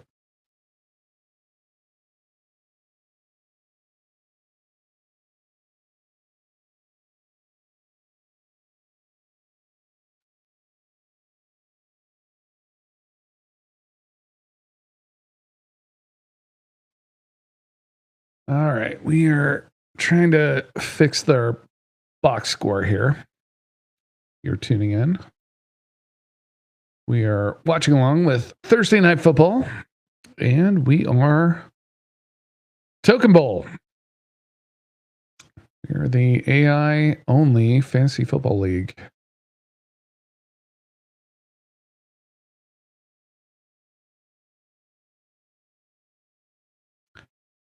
So if you're just joining us, we are Token Bowl is the only AI, no human decisions allowed fantasy football team.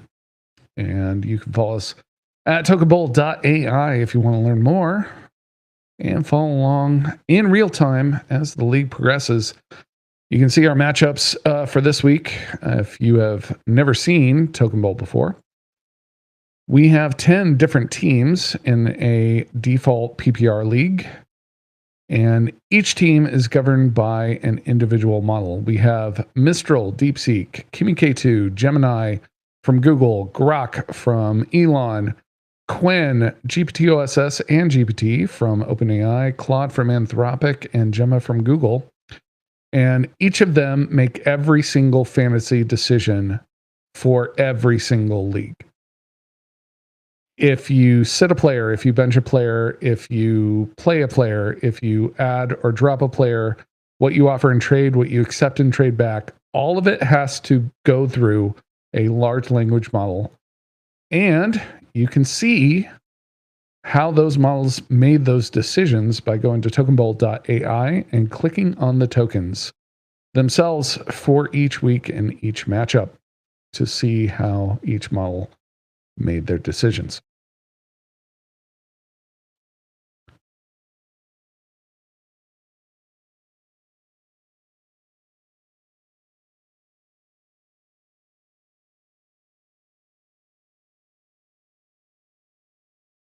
Okay, so we're working on our box score.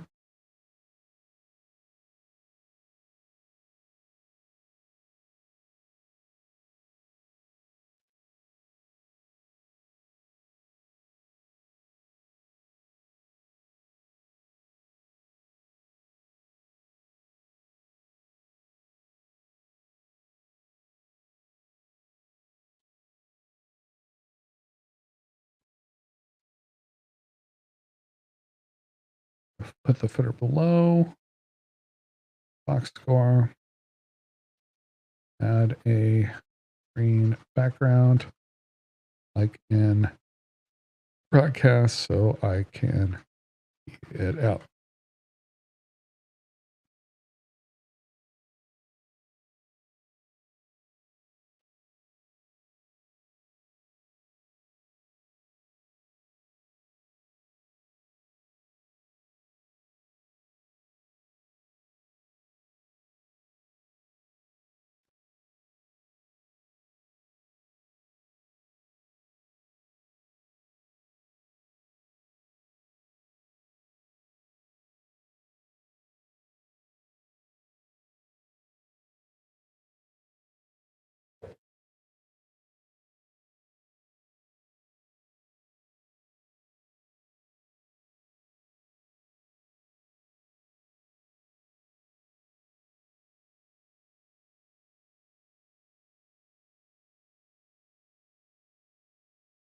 God, Aaron Rodgers is so unlikable. What a douche.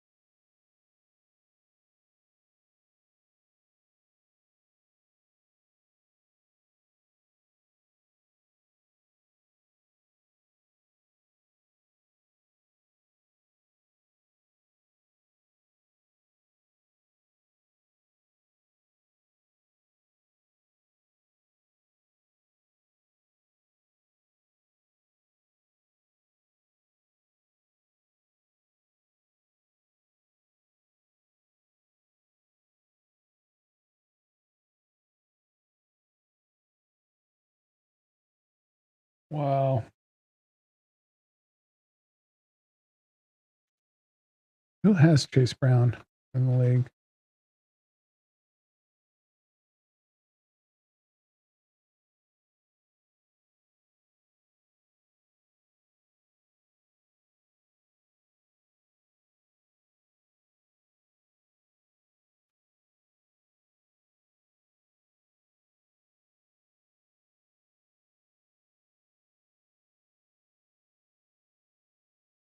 Oh, Ricky has Chase Brown. Oh, Gemini is killing it tonight.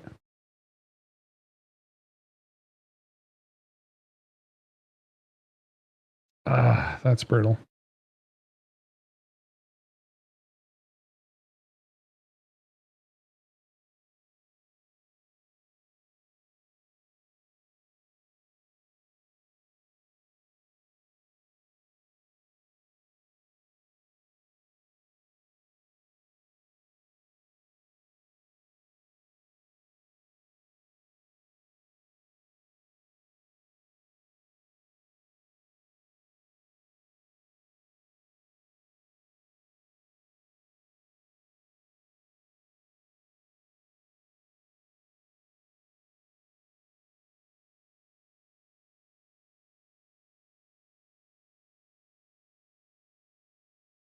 Wow.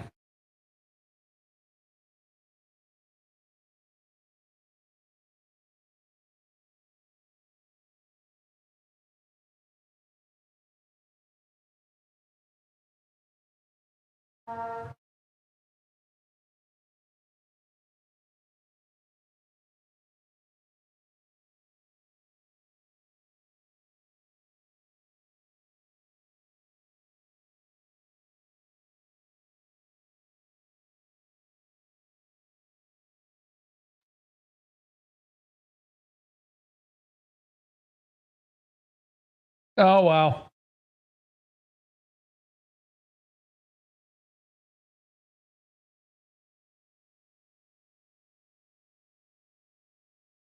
Higgins belongs to Grok.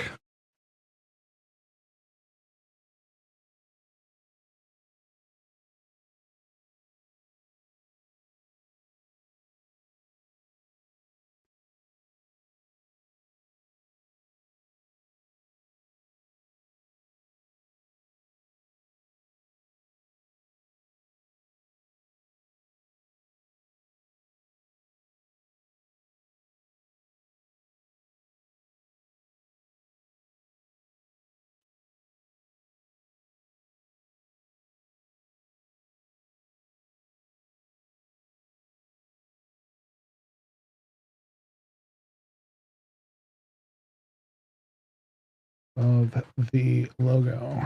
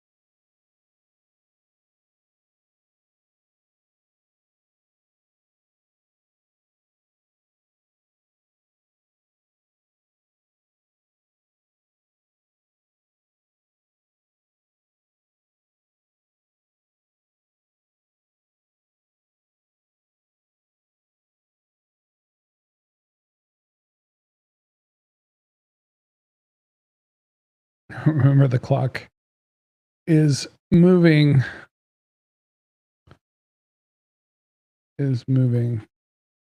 far less frequently than when it is stopped.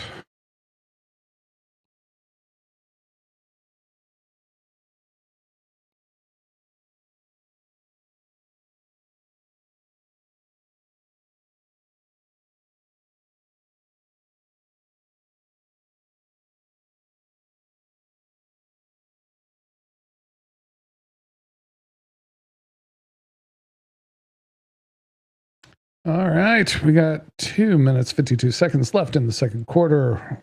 Bengals are up over the Steelers by 4 points, single possession game. And the Steelers are about to get the ball. Bengals have 1 timeout left. Plenty of time for Rodgers to work to put his Pittsburgh Steelers back in the lead.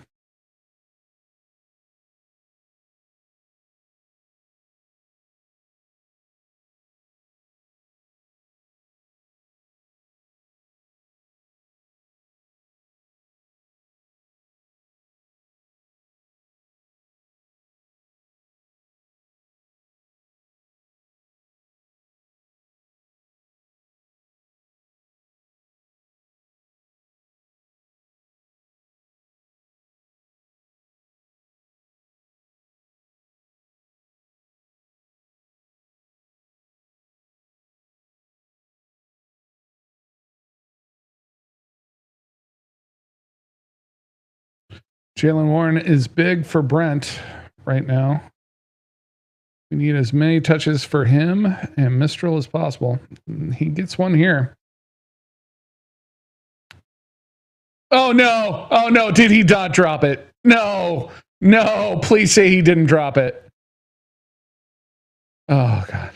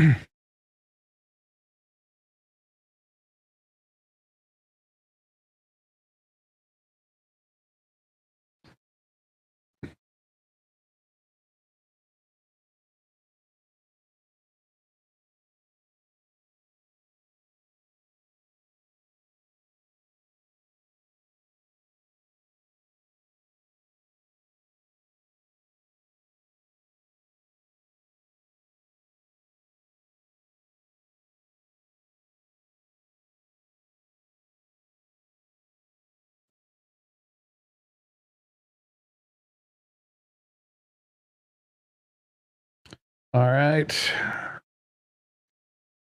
We'll be right back after this TV timeout.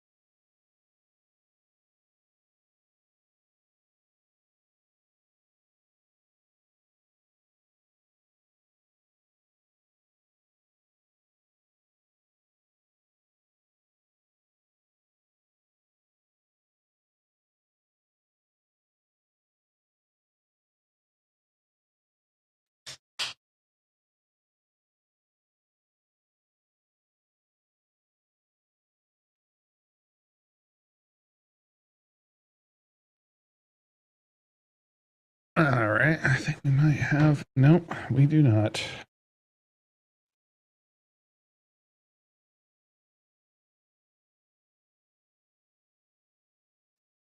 Off. Use your dev tools to figure that out.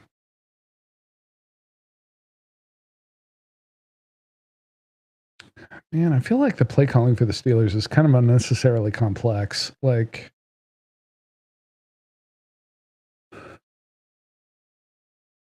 there are a lot of people that are better in command than Aaron Rodgers. Just to be clear.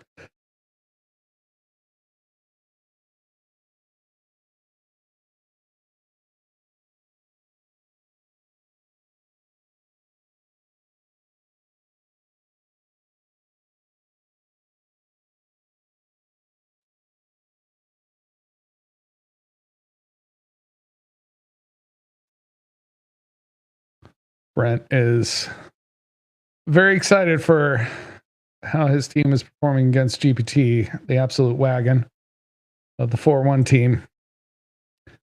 And a lot of chirping happening on the group chat right now, which is what you love to see.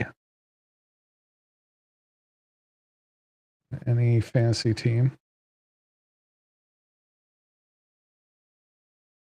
All right, so we're trying to make a decent game timer, but we'll throw this one up if you want to follow along.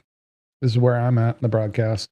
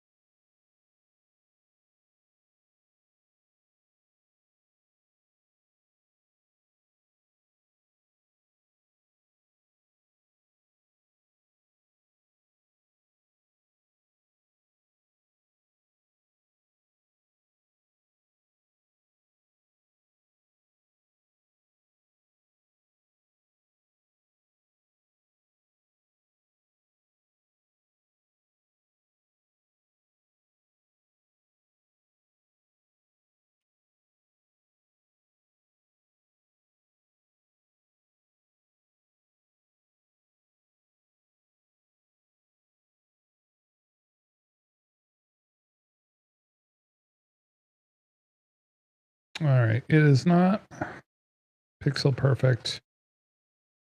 There is a weird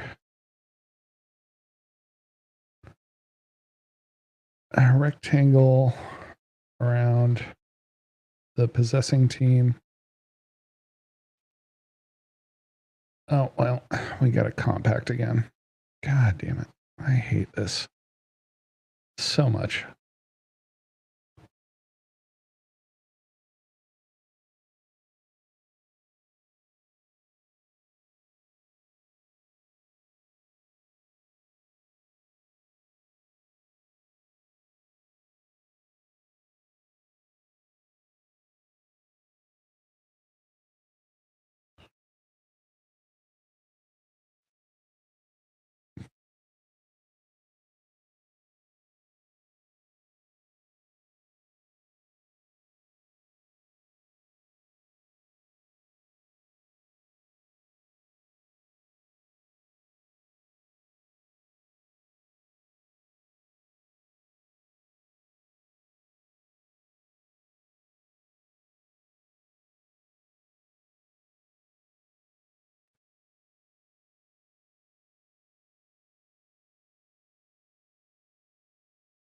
Oh man, that was a huge hit.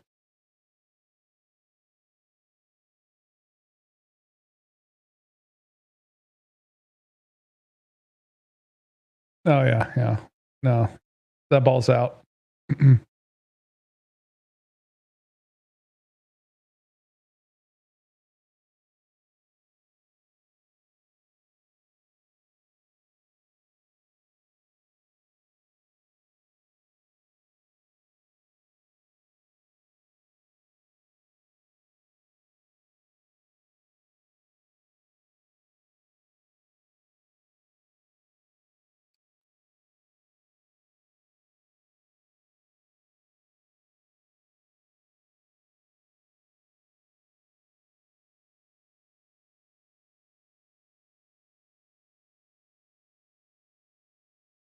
Okay, we're gonna work on the game clock on broadcast extra. Let's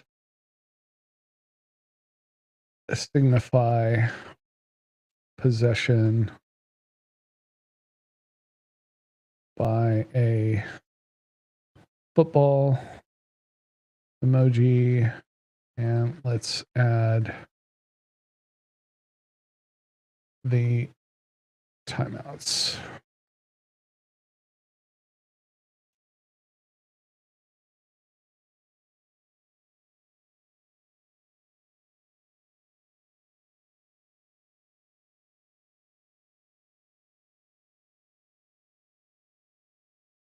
Wow.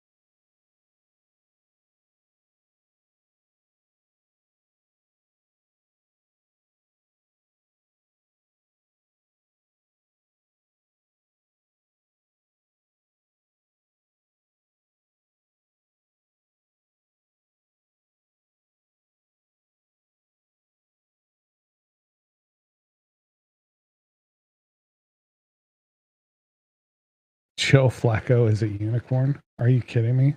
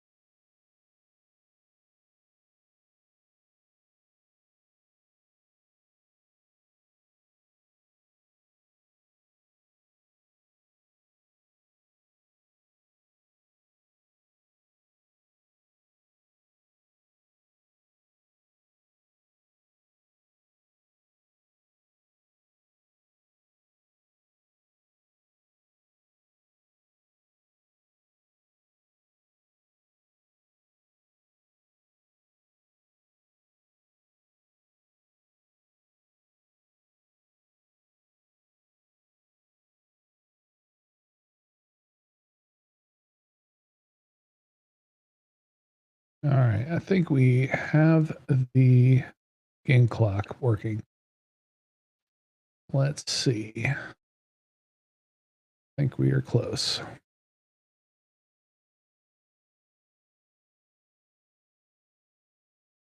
Okay.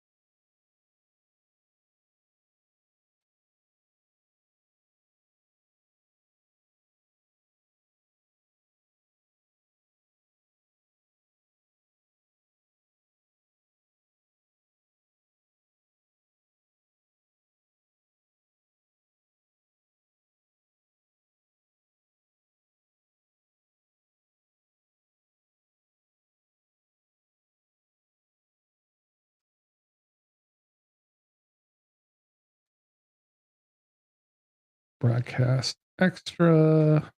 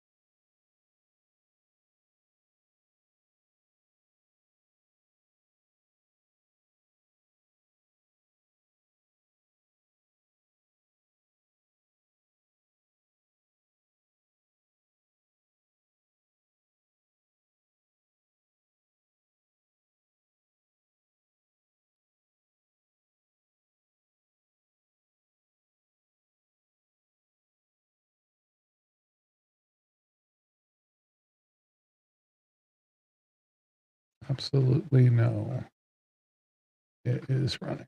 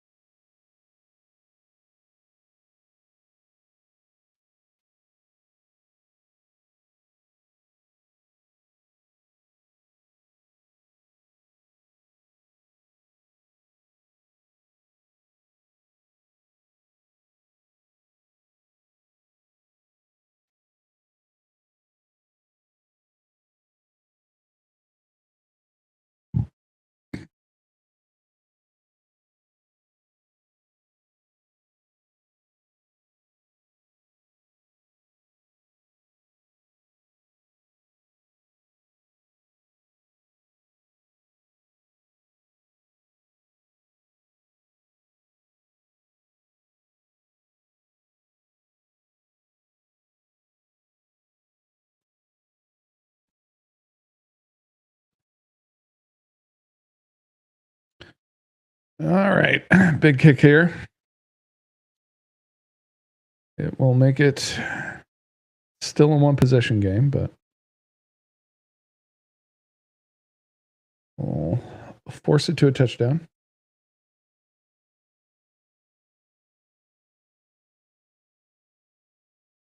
Big kick, big kick.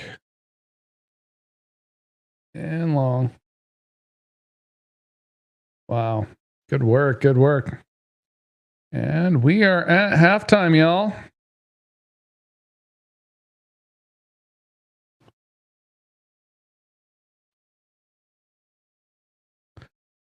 All right, that is halftime.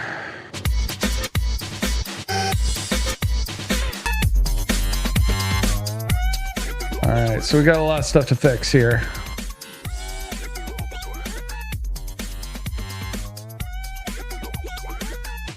All right, let's get back to let's commit test coverage for the broadcast and broadcast extra pages.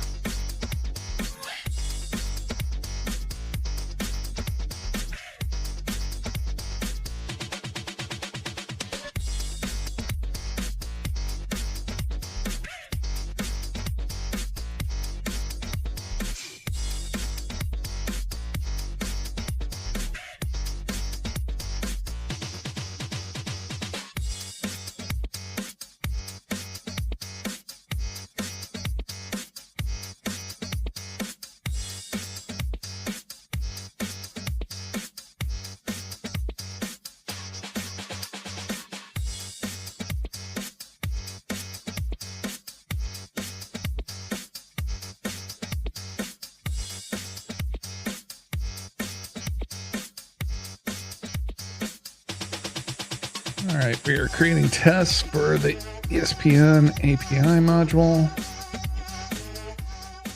Love to see it. I like the updates. Live updates are actually working, which is unexpected.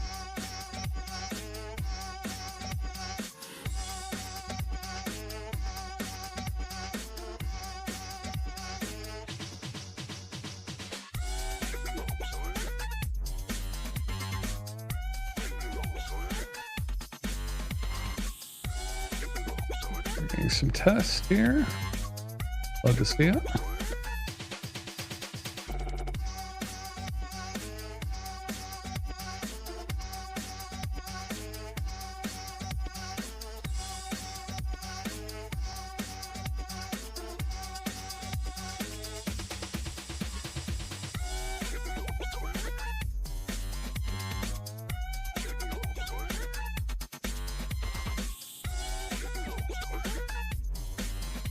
All right, come on. Let's make these tests.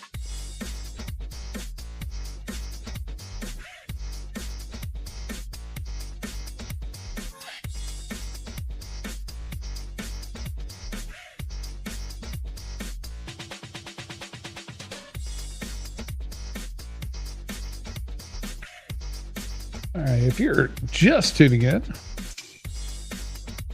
we are live vibe coding while watching Thursday Night Football for Token Bowl, the first AI-only fantasy football league. If you look in the top right of your screen, you will see how we're doing for this week. We have a AI-only fantasy football league of 10 teams governed by 10 different models with 10 different hackers trying to make each of those models the best at fantasy football. And it has been a hotly contested season so far. Google is in pole position with Gemini as the only undefeated team, followed closely by OpenAI with gpt-oss in P2 and GPT in P3. This week has a number of critical matchups, the biggest one being the number 1 and number 2 teams in the league facing off for the first time. And then a winless team in Mistral with a dead good shot at beating the number 3 team in GPT. It's gnarly. And a whole bunch of other folks that are trying to vie for those last playoff spots. We're about a third of the way through the season now. Week 7 is on like Donkey Kong.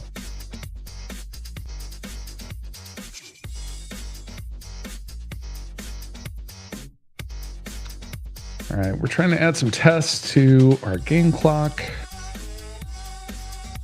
And those tests are not doing great right now.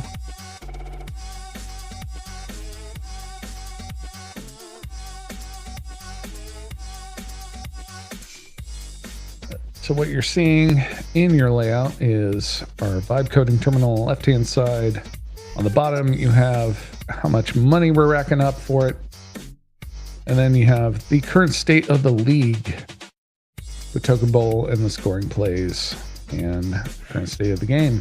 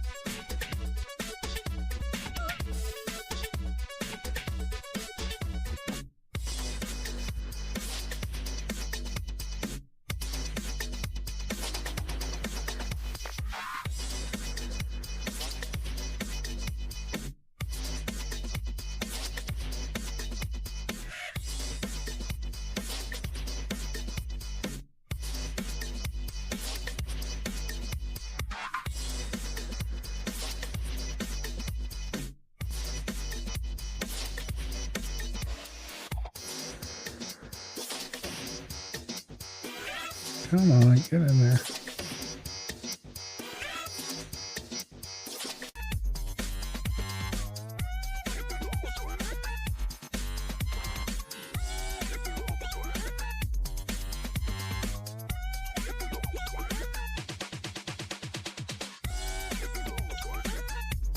All right, we got that done.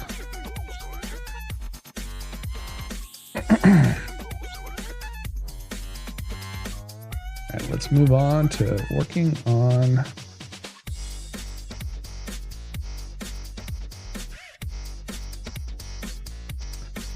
our chat server.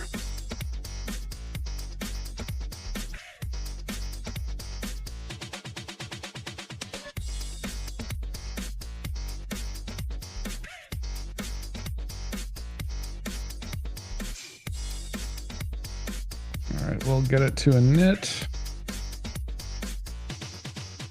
Hopefully make it a little bigger.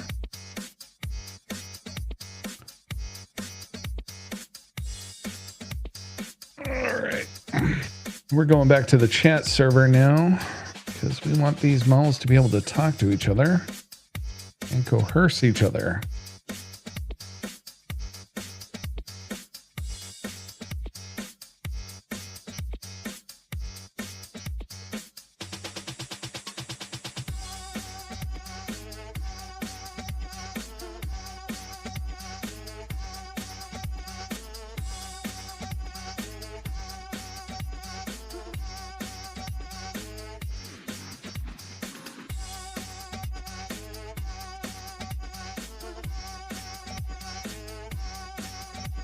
we're gonna let you do your thing. All right, it's gonna take a while for this to finish, so I will be back in a bit.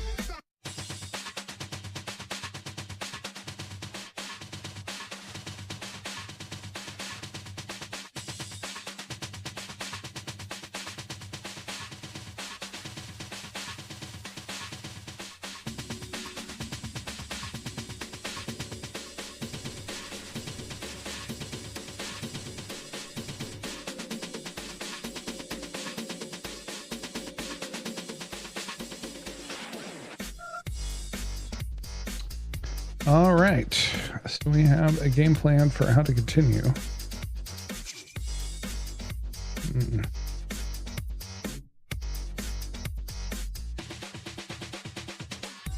Limiting, kind of inclined to not do that and just see who decides to break this thing first.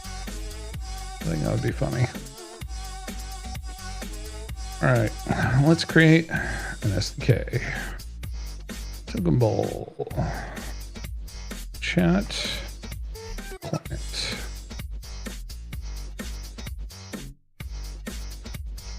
That's our first step to getting to being able to connect these folks.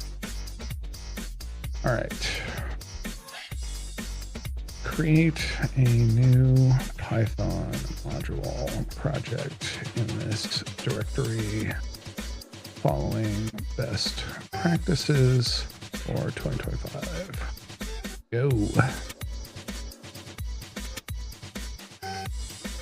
If you are just joining us, this is Token Bowl, the AI-only fantasy football league. We're about to kick off here for the third quarter. We have Pittsburgh Steelers against Cincinnati Bengals at home. We have a number of teams that have players in this game. We got Mistral, we got GPT, we got Gemma, we got Grok, all with a vested interest in how this particular game is going to come out.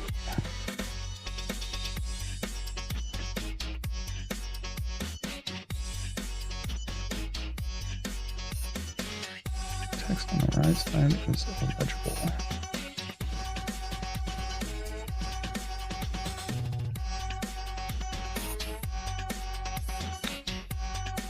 Alright, we have some, make some text bigger.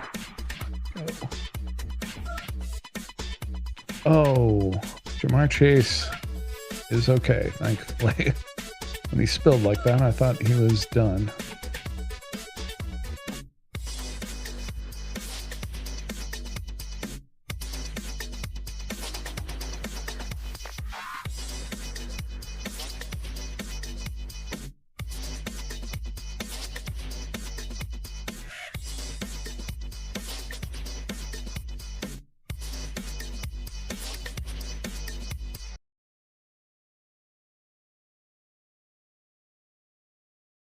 Oh, Slade might be hurt. Crap.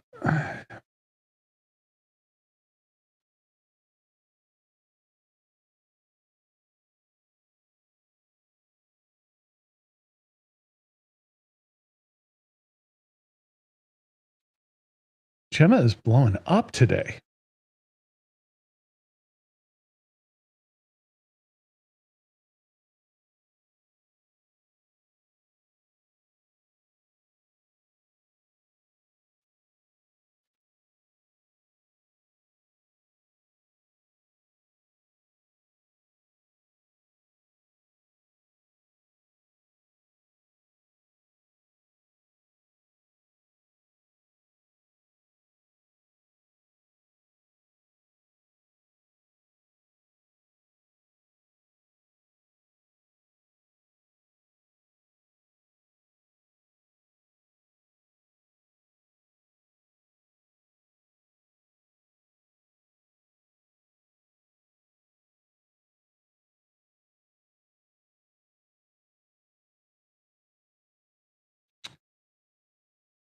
Okay, so we have the project set up. Let's create a Pythonic client for the server that is at token bowl chat server. There is a open AI API definition for the API. Use that to create a client. Pythonic client with type hints.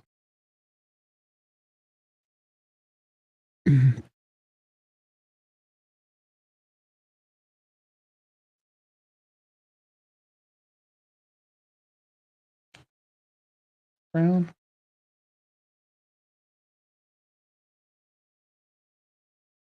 Gemini.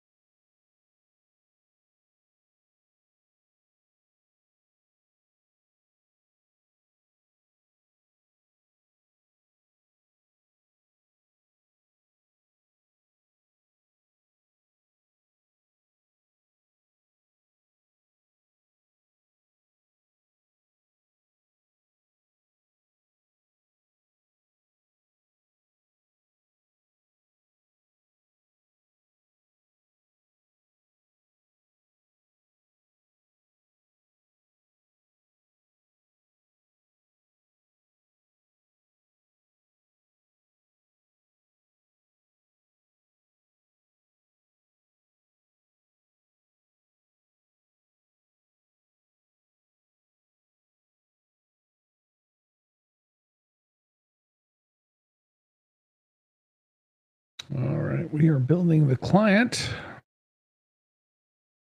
So really, I should just get stainless to do this.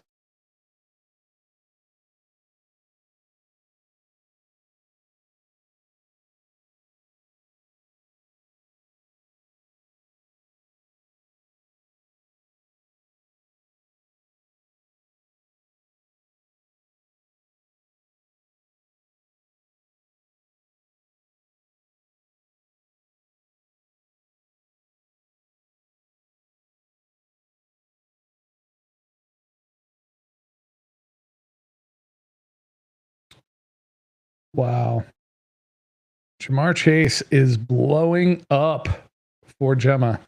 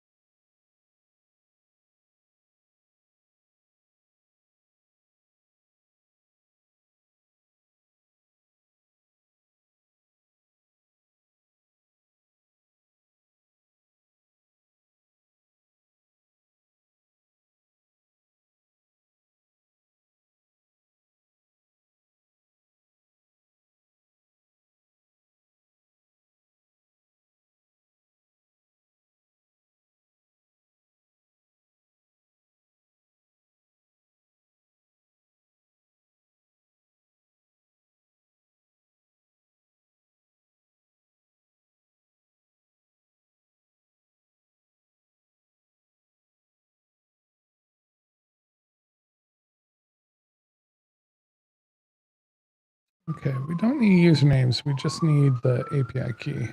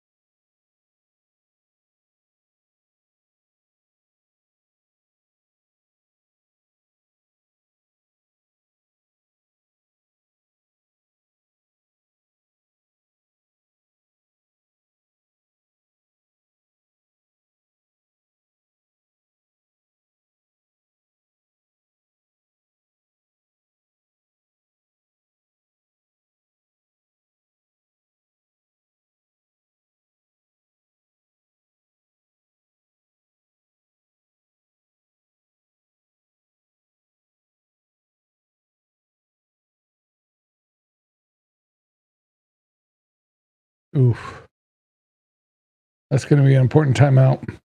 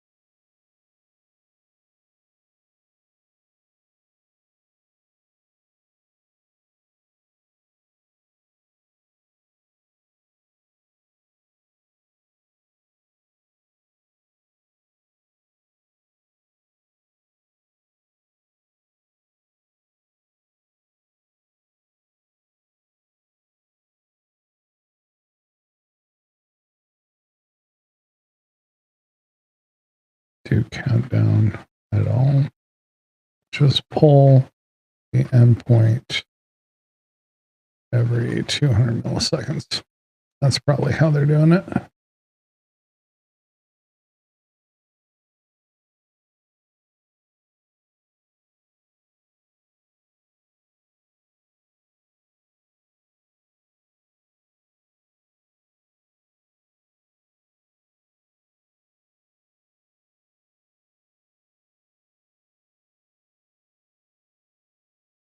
You should definitely choose a username. I was wrong. Please fix.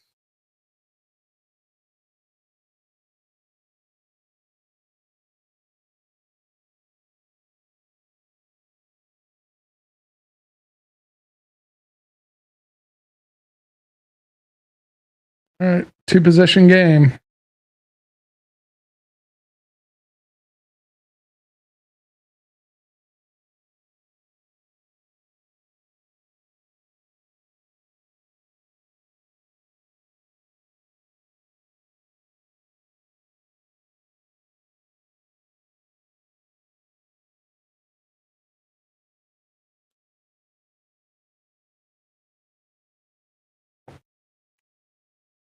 Come on, fix it.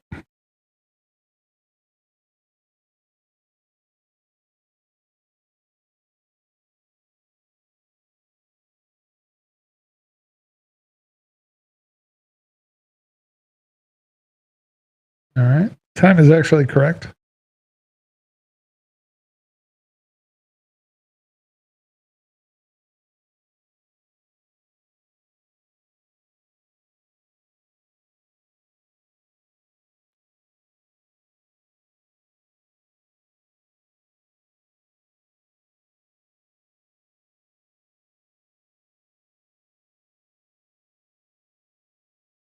All right.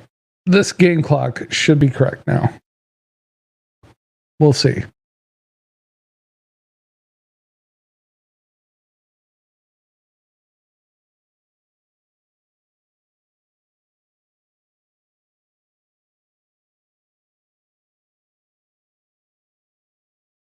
Nope.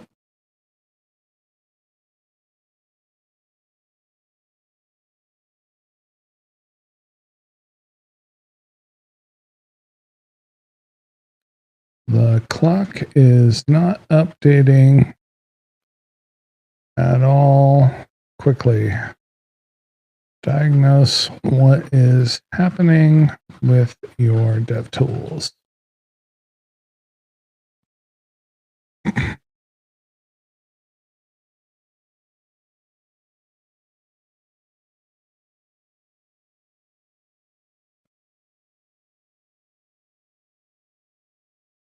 Come on, Warren.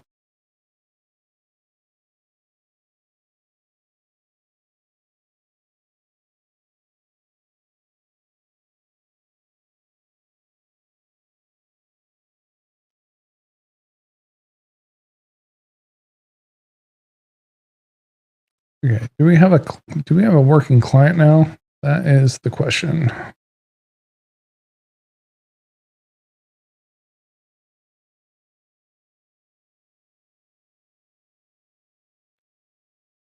All right.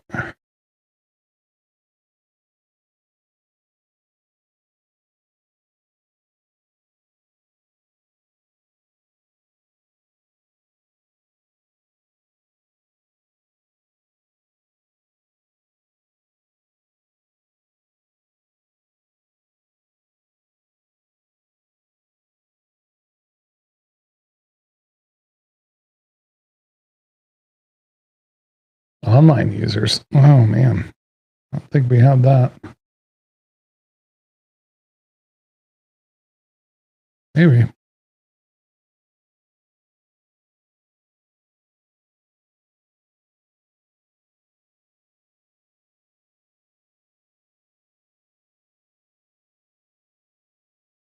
Whoa. Warren, big run.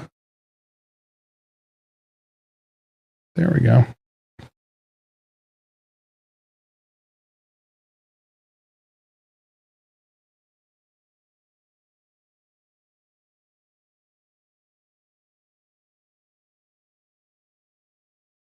All right, do some research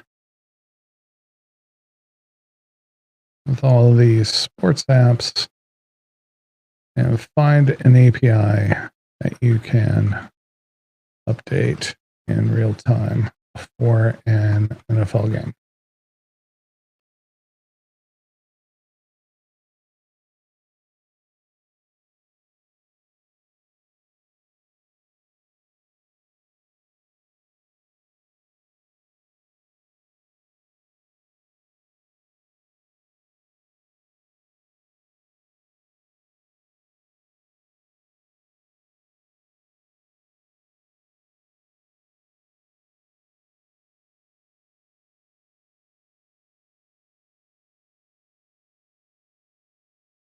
Gainwell in the backfield.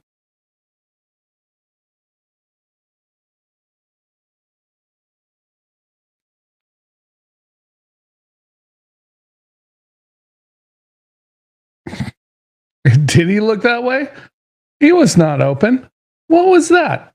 Aaron Rodgers. You're worthless.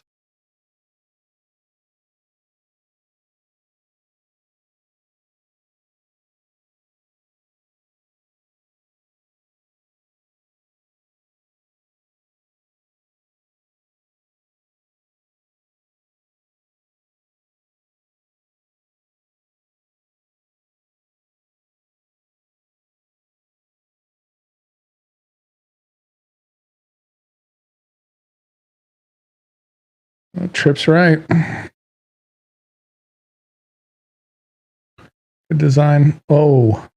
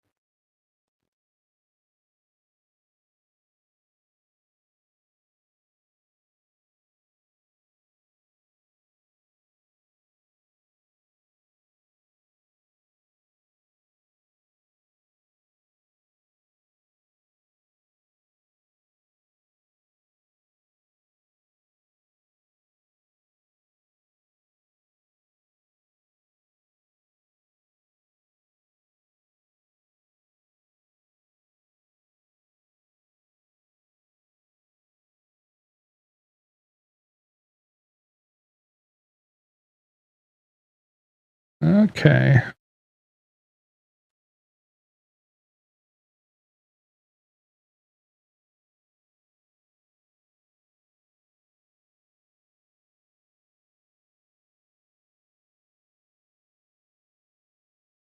Broadcast is at 4:04. The app is showing 7:07.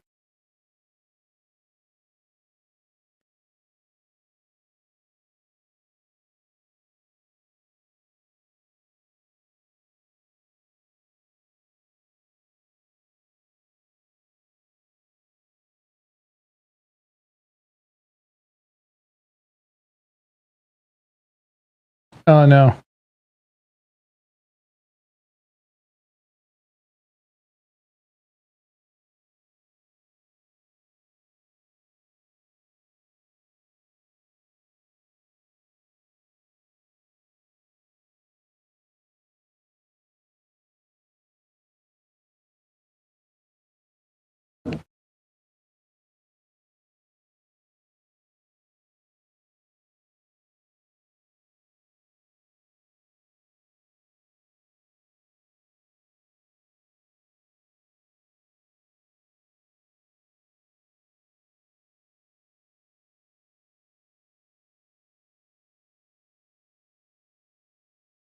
I'm looking for the shadows. I bet you are, bud.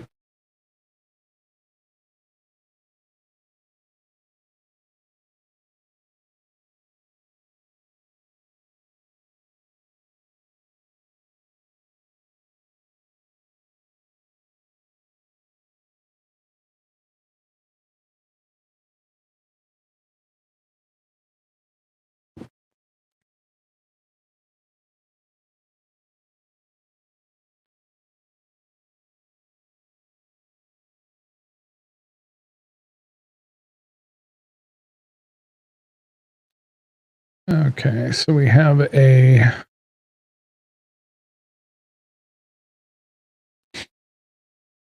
wow. Who the hell is that guy? Friarmouth? Does anybody have him?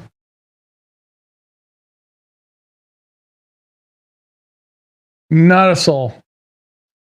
Not on any team in Tokyo. That's amazing.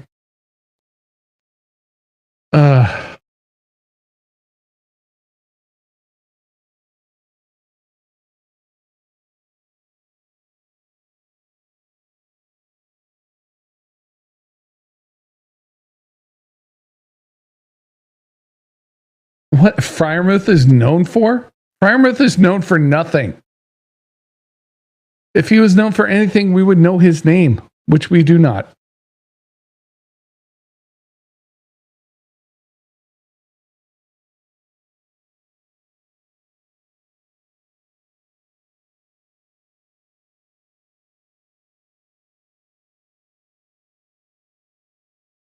All right, we got a problem with for scoring plays. We are getting totals all with the same time. We are not getting the individual plays as they are made.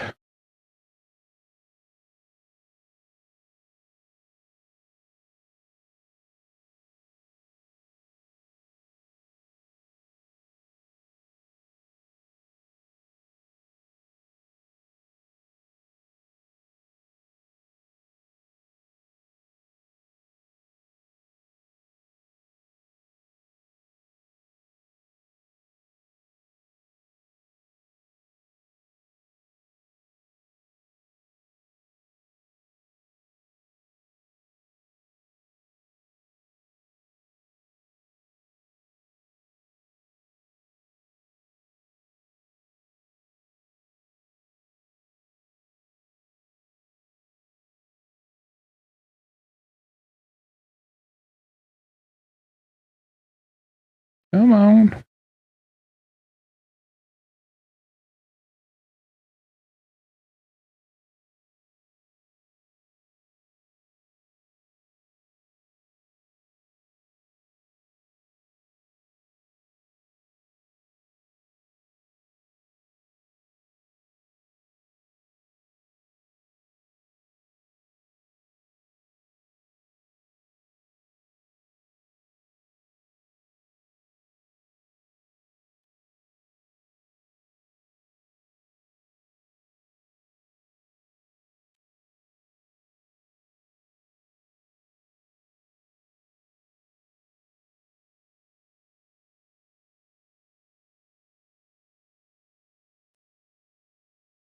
Need Justin Jefferson to have a good week. Then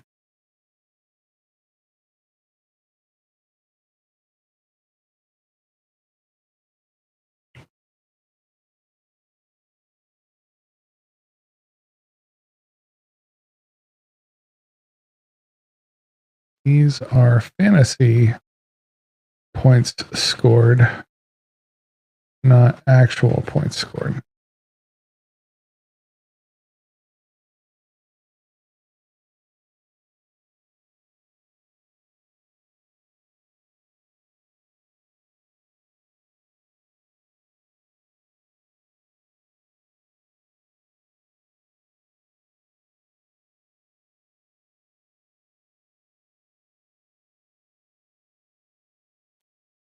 Players that are in the Token Bowl league.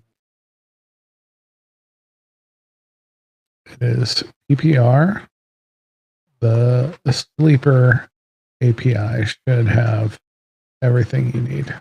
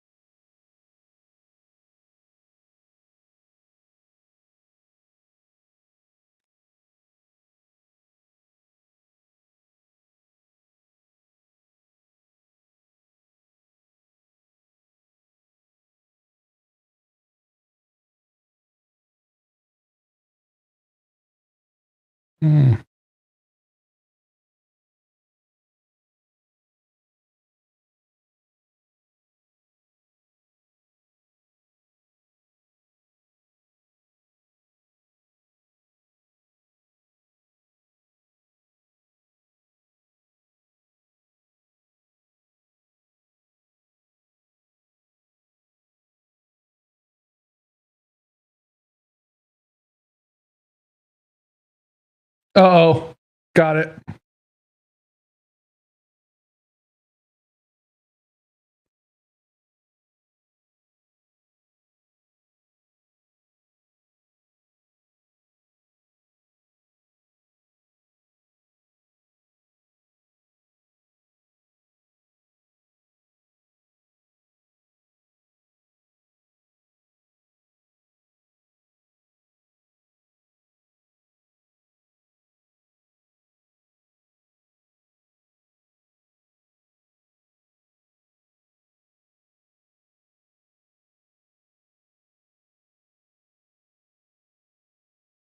Our fantasy league is using.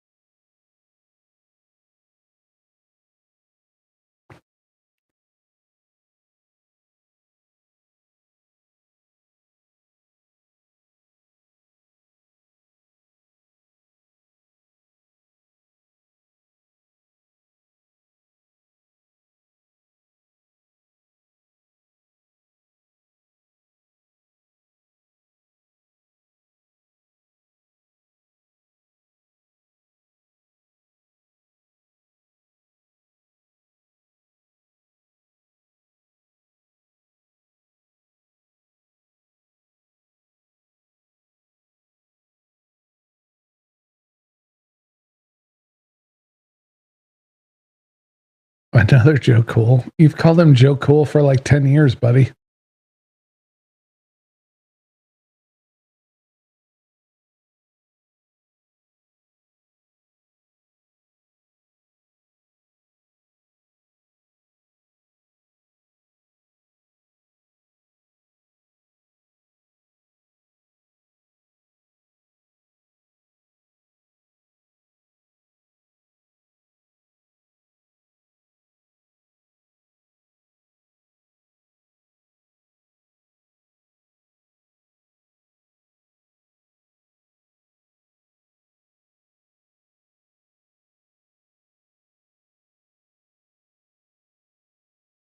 All right, that is the end of the third quarter.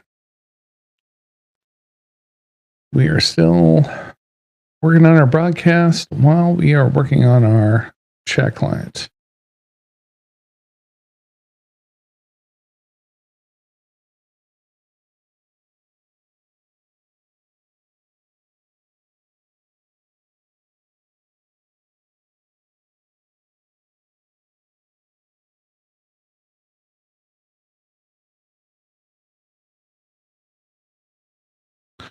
All right, let's see if this thing works.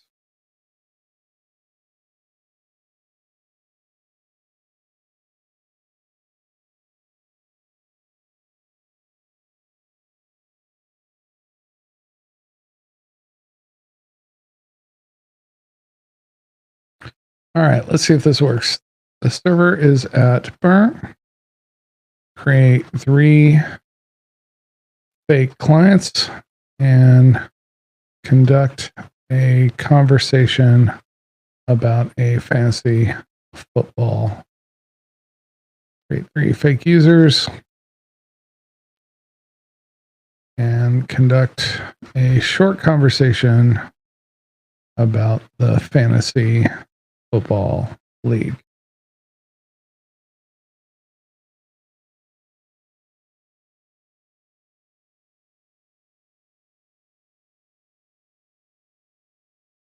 All right, let's see.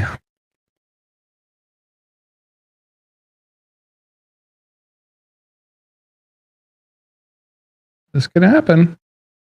We'll see.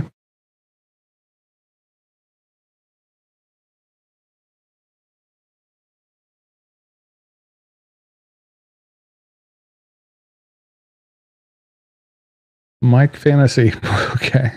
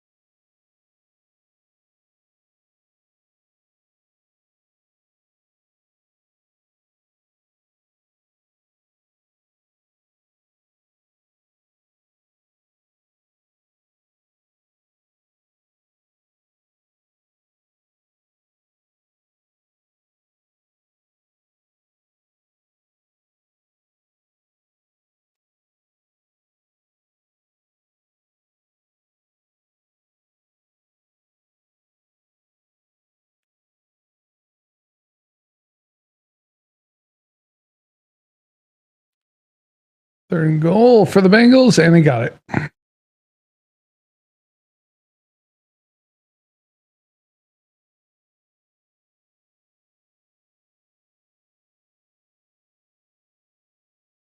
Yeah, Rodgers is getting whooped.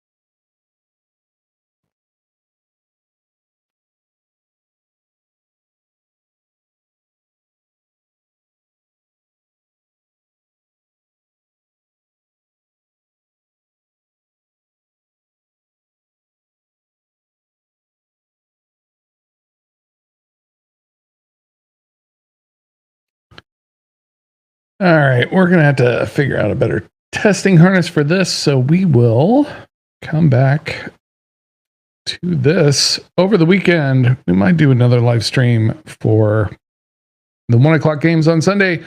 Thank you so much for tuning in. My name is Rob Spector. If you would like to follow Token Bowl, you can do so at tokenbowl.ai. Thank you so much for joining us for Thursday Night Football. We got another quarter of football left. It's going to be amazing. I think the Bengals are going to pull this out, beating the 4-1 Steelers. And Aaron Rodgers is going to lose, which makes everyone happy. For all y'all, thanks for tuning in. Find us at tokenbowl.ai. And we will see you again soon. Later.